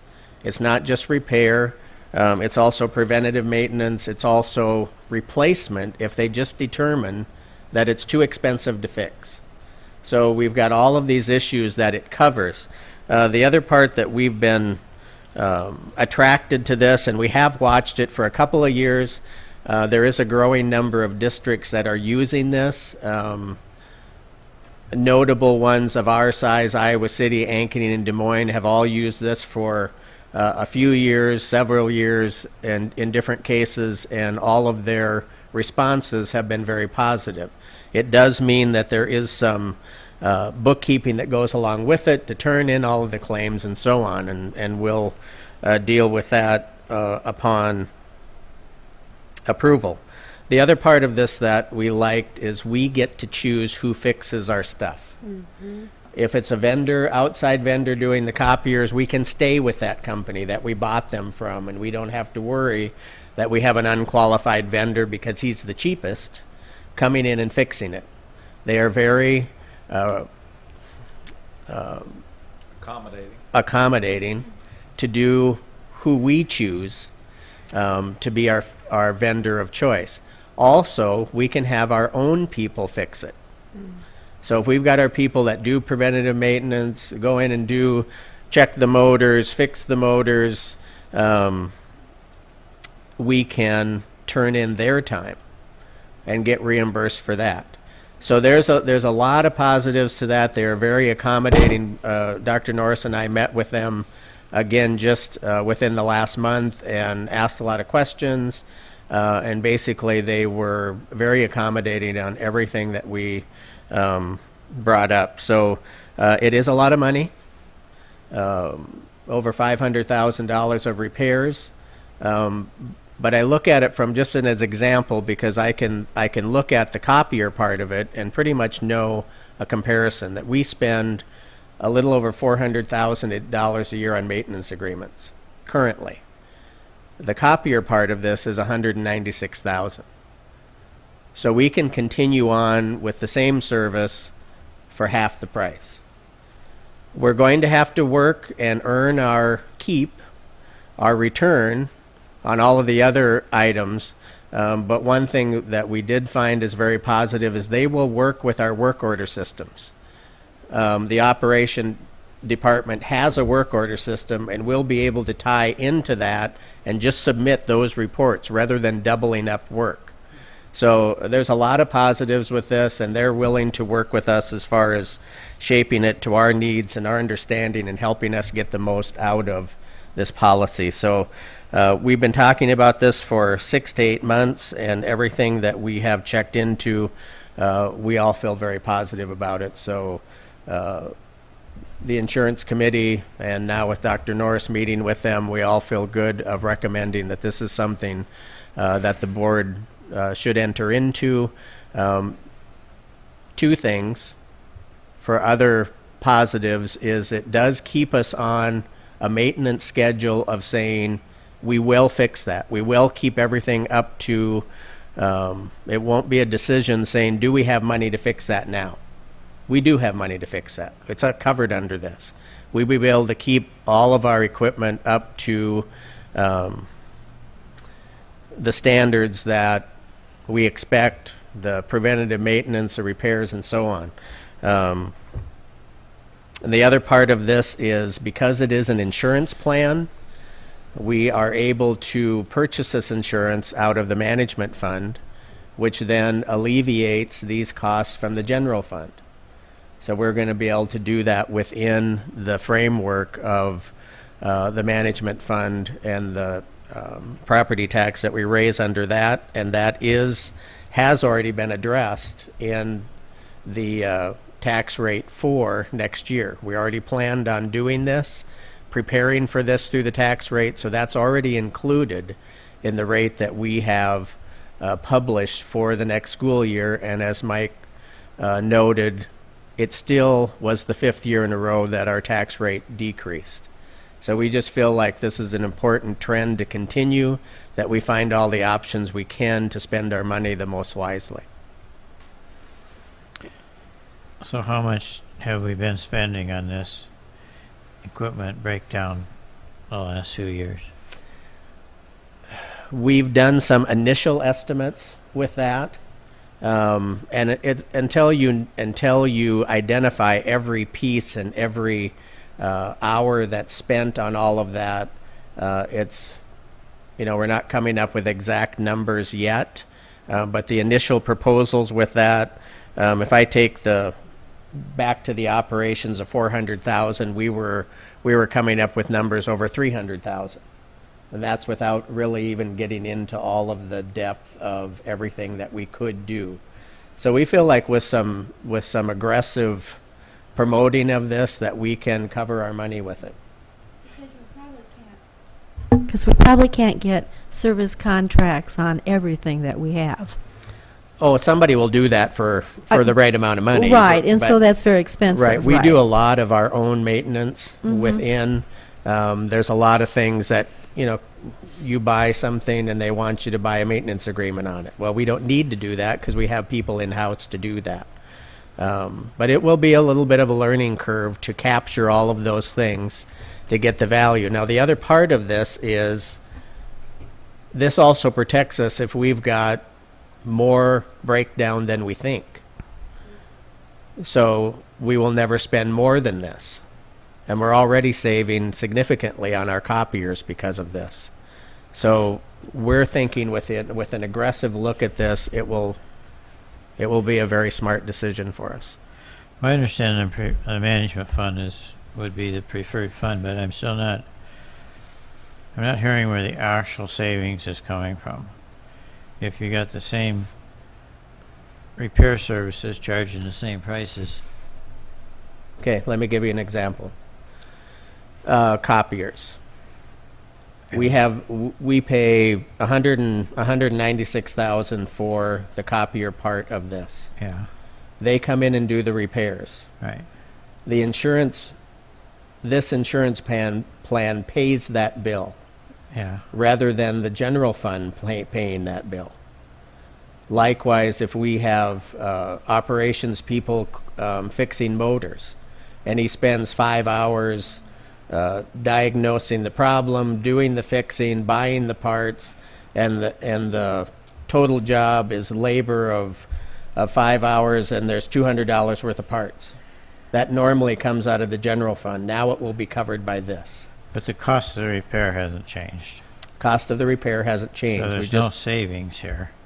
We just there could be potential savings that we have cost up over and above this amount. Well, for 1 year, then they're going to raise the premium the next year. So I mean, they're not going to lose money if there's no net benefit, no net savings at all. This company's not going to lose money on it. Correct. They're going to take a profit. Correct. So it's going to cost us more in the long run. The more schools that they have on this is just like insurance of our property casualty, that they can spread that risk over more schools. We may not get hit on our whole change. Maybe the pool does, so they don't lose money over the whole state. But it doesn't mean that just because if we go over 100,000, our rates are going to go up 100,000 for next year. It will go into the pool. Yeah, but But every dollar their cut. They're still going to take their cut. So the whole pool's going to end up paying more than they would have had they not had this service. Hence the characteristic of insurance. Yeah. So what this does is save this money out of the general fund. Okay. We so pay it, which then allows us to put this money into classrooms rather than in repair and maintenance. But if it's costing more, it's coming out of the taxpayer's pocket. So I'm not as excited about this as. What about hardware, software issues and all the PCs around the district? We're going to build that into this. Right now, we already have a lot of maintenance agreements on those and warranties. So you would phase those out? Yes. Of looking at it and saying we'll buy them without warranties. And I don't know what level that is. Matt and I have already have initially started on all of that, but haven't come to a hard conclusion on that. Virus issues, or is that really a problem in the district? Oh, they're constantly dealing with the. And so hours spent correcting that could be charged back to this insurance company? Yes. Could we get a price directly from EMC? On which? On the whole thing. It is directly from EMC. I thought it was through IASB.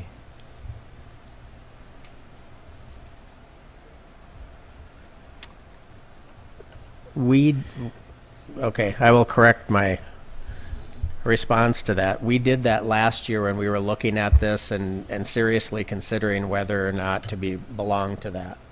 When you go directly to EMC, you just came out of the pool. You now are based on your risk. Yeah. When we looked at it last year, it was not advantageous to us to do it on our own. So for all practical purposes, this locks us into the IASB membership. No, just the rate. The rate will not change. It but just they're means they're overcharging by 40 to 50,000, and then giving you a rebate. So, in effect, did we get any rebate last year? 412. Yeah. We don't know that yet. But you got 23,000 before, so their rate includes an anticipated rebate, and if that exceeds the fee for IASB, in effect, you're locking yourself in. But they're not going to know that now to give us a rate to deal with that for what their losses are going to be for next year. They don't know that.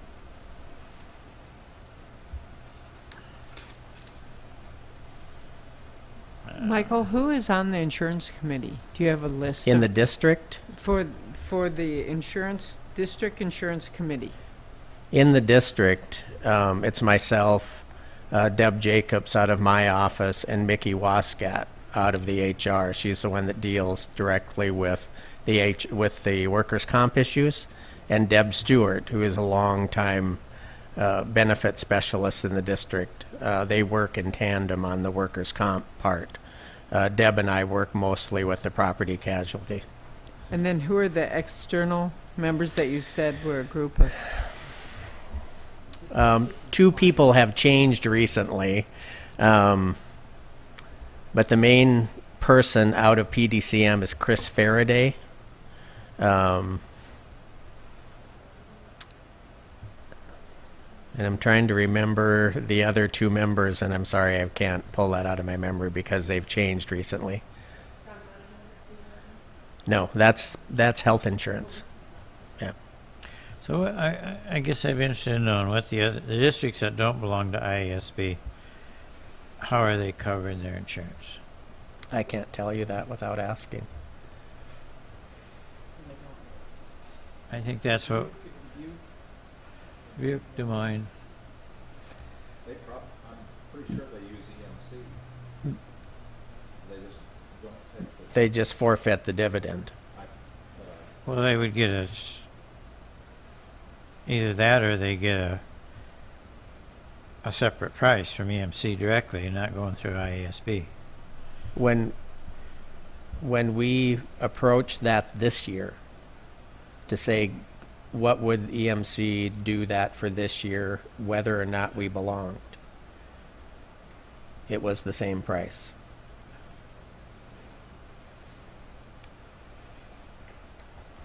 But would they give then us would EMC give us a dividend?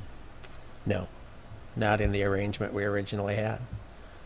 And I recall that from Something last doesn't year. seem- Yeah, they said they would honor the premiums, but they would not be subject to the rebate. I mean, the big issue with this is really coming out of the pool. They're spreading their risk over a lot of districts, and if we go in and do it without,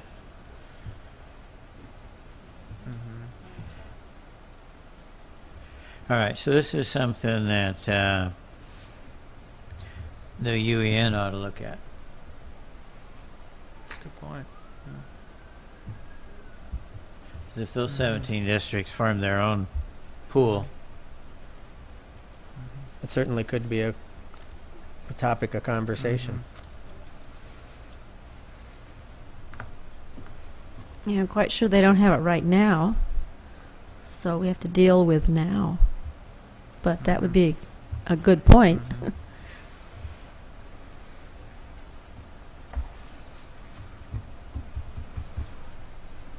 but we don't know if the other districts are just forfeiting the dividend or not. We're speculating, right? From the information we have, that's our understanding. And Michael, this is, as I understand it, it's for 1 year. This is just for this current year. Yes, it is. And It's a with this, one-year I know it's been discussed for a while. I remember talking about it when I was on the finance committee a little over a year ago. But I think for various reasons, it seems like something that's worthwhile to try. But I guess just to keep close tabs on it going forward, whether it's something that we want to do or not, whether it works out as we expected.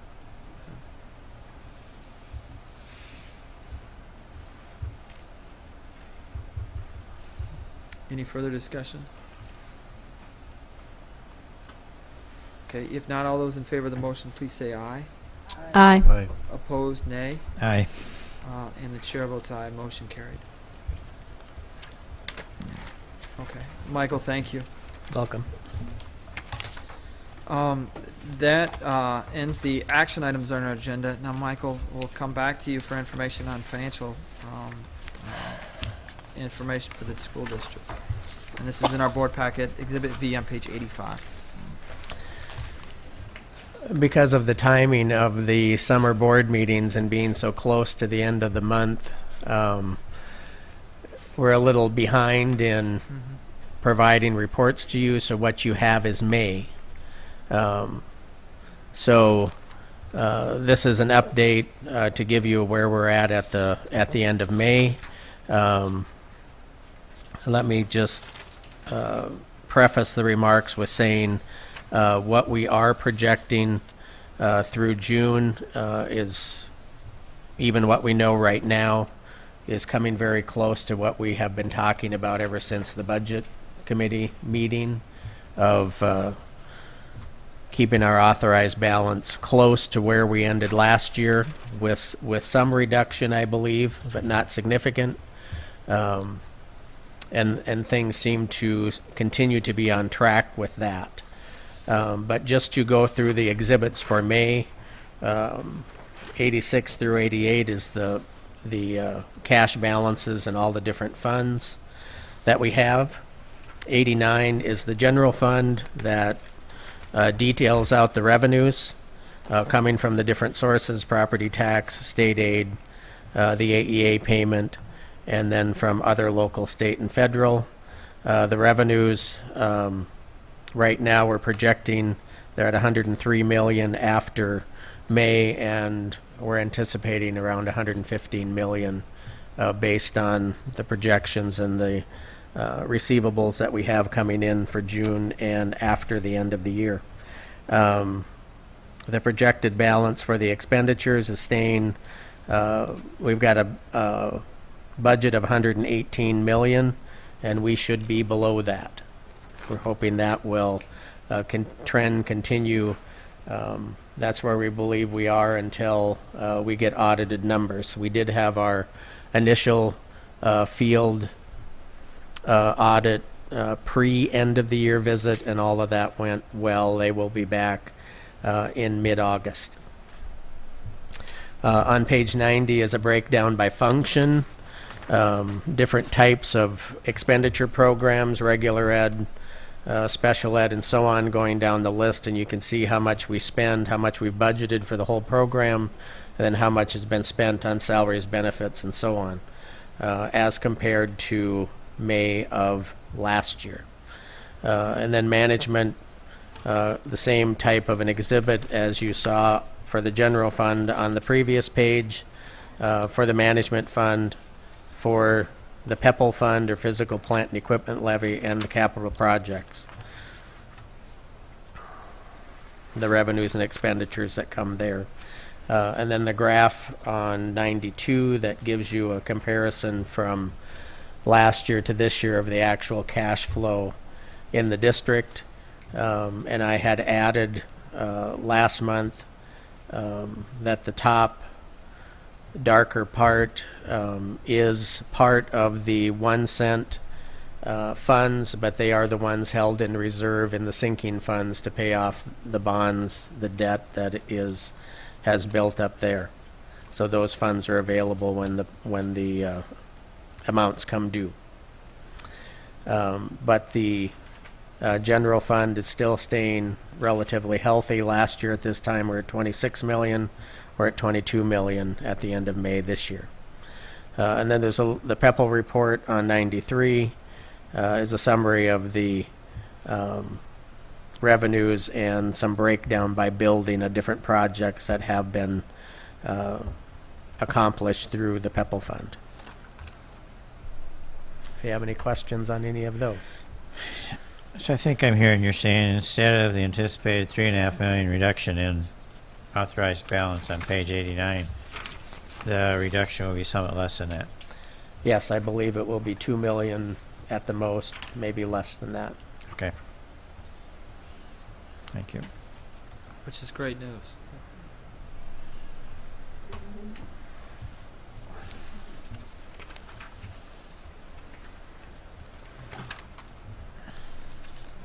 Michael, I know the fiscal year's only been over for 9 days, but I'm sure that means you get to that point and then it's a lot of work. There's no real slowdown for you. No, Yeah. July and August are very busy for us. Okay, yes. You don't just press the easy button on June 30th and it's all done. Do you have one of those buttons? I'd like. We can bring you one. That's always the question. People are trying to break the ice, start conversations, and they'll say, "Well, now that school's out, what do you guys do around there?" Over the summer?" Yeah. Eat bonbons and kick up your feet. Yep. Yeah, sure. Any further financial questions from Michael?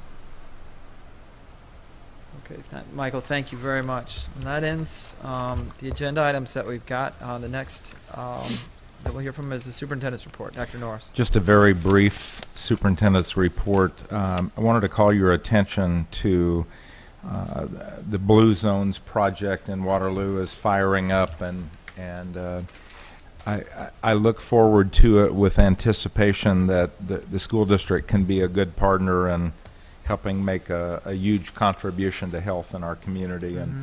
And the way that's going to come down the pike in the school district is that we're going to seek on a voluntary basis schools that are willing to get the individual school certification.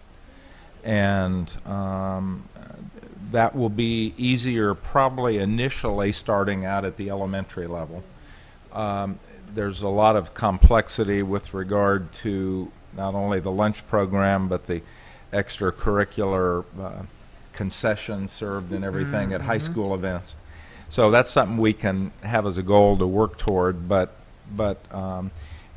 we can begin to, and I know Mr. Kinchy will be happy about this, we can begin to really wrap everything together up in a package, and we can follow these school certification guidelines, and they assign points based upon what your policies and what your actions are in a school. Some of them are already there. We're already scoring points in some areas. I think we're going to spend some time I know we're going to spend some time in August with our principals and educate them to what it means to be a school within the Blue Zone.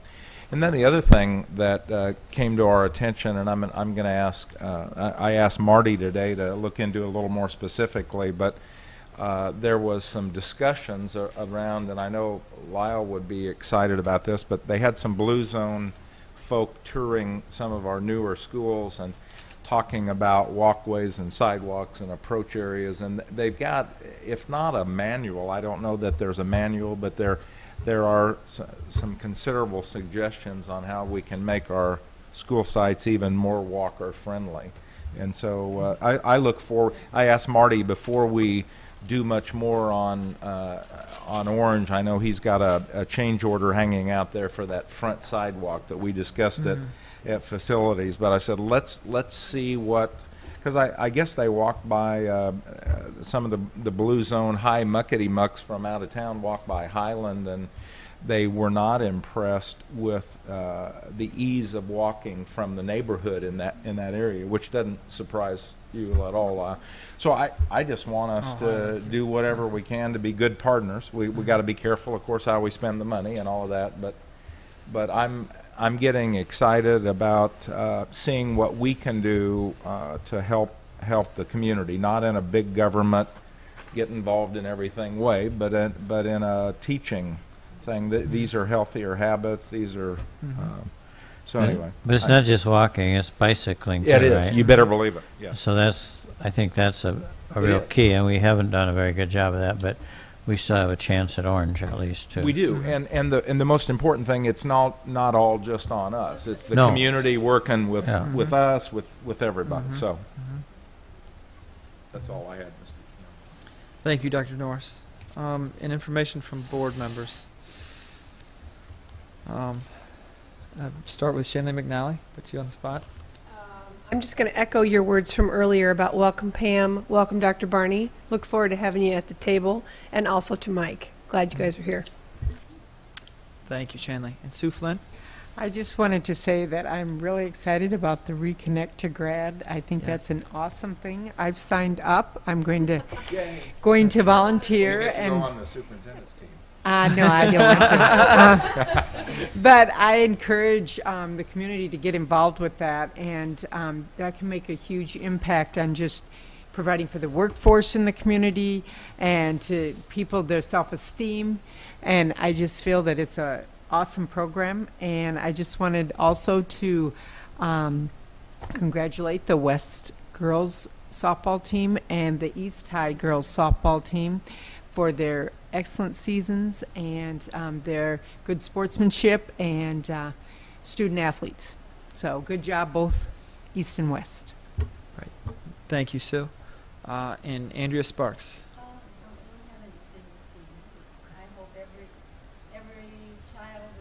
About getting ready for school, Yes. since that's coming on us Yes. so soon. Yes. Thank you, Andrea. And Mike Kinchy. Glad to be back on the board. I'm looking forward to the next year. Anyone has any questions in my district, feel free to give me a call. I'm in the book. And I'm sure there are emails available to contact us as well. I hope I can live up to expectations.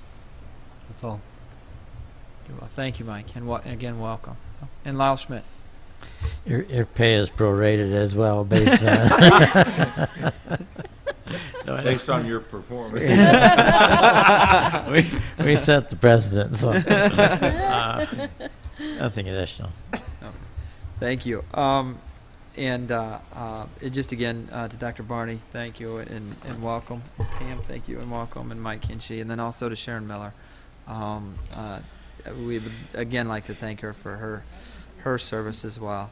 Our next board meeting is on Monday, August 13th, so it's in 5 weeks. And enjoy the break because it will be 11 months before we get a break like that from the board meeting. And it's at 6 p.m. We'll be back to our regular hours. I can't believe that in 5 weeks. We'll be really close to the start of school, so it goes quickly. I notice once we get into the financial discussions, you don't need the cards anymore. Good point. Yes. Well, good point. If there is nothing further, I'd entertain a motion to adjourn. So moved. Thank you. In a second. All those in favor, please say aye. Aye. Opposed, nay. The chair votes aye. Motion carried. We're adjourned. Thank you all. Sharon left. Why?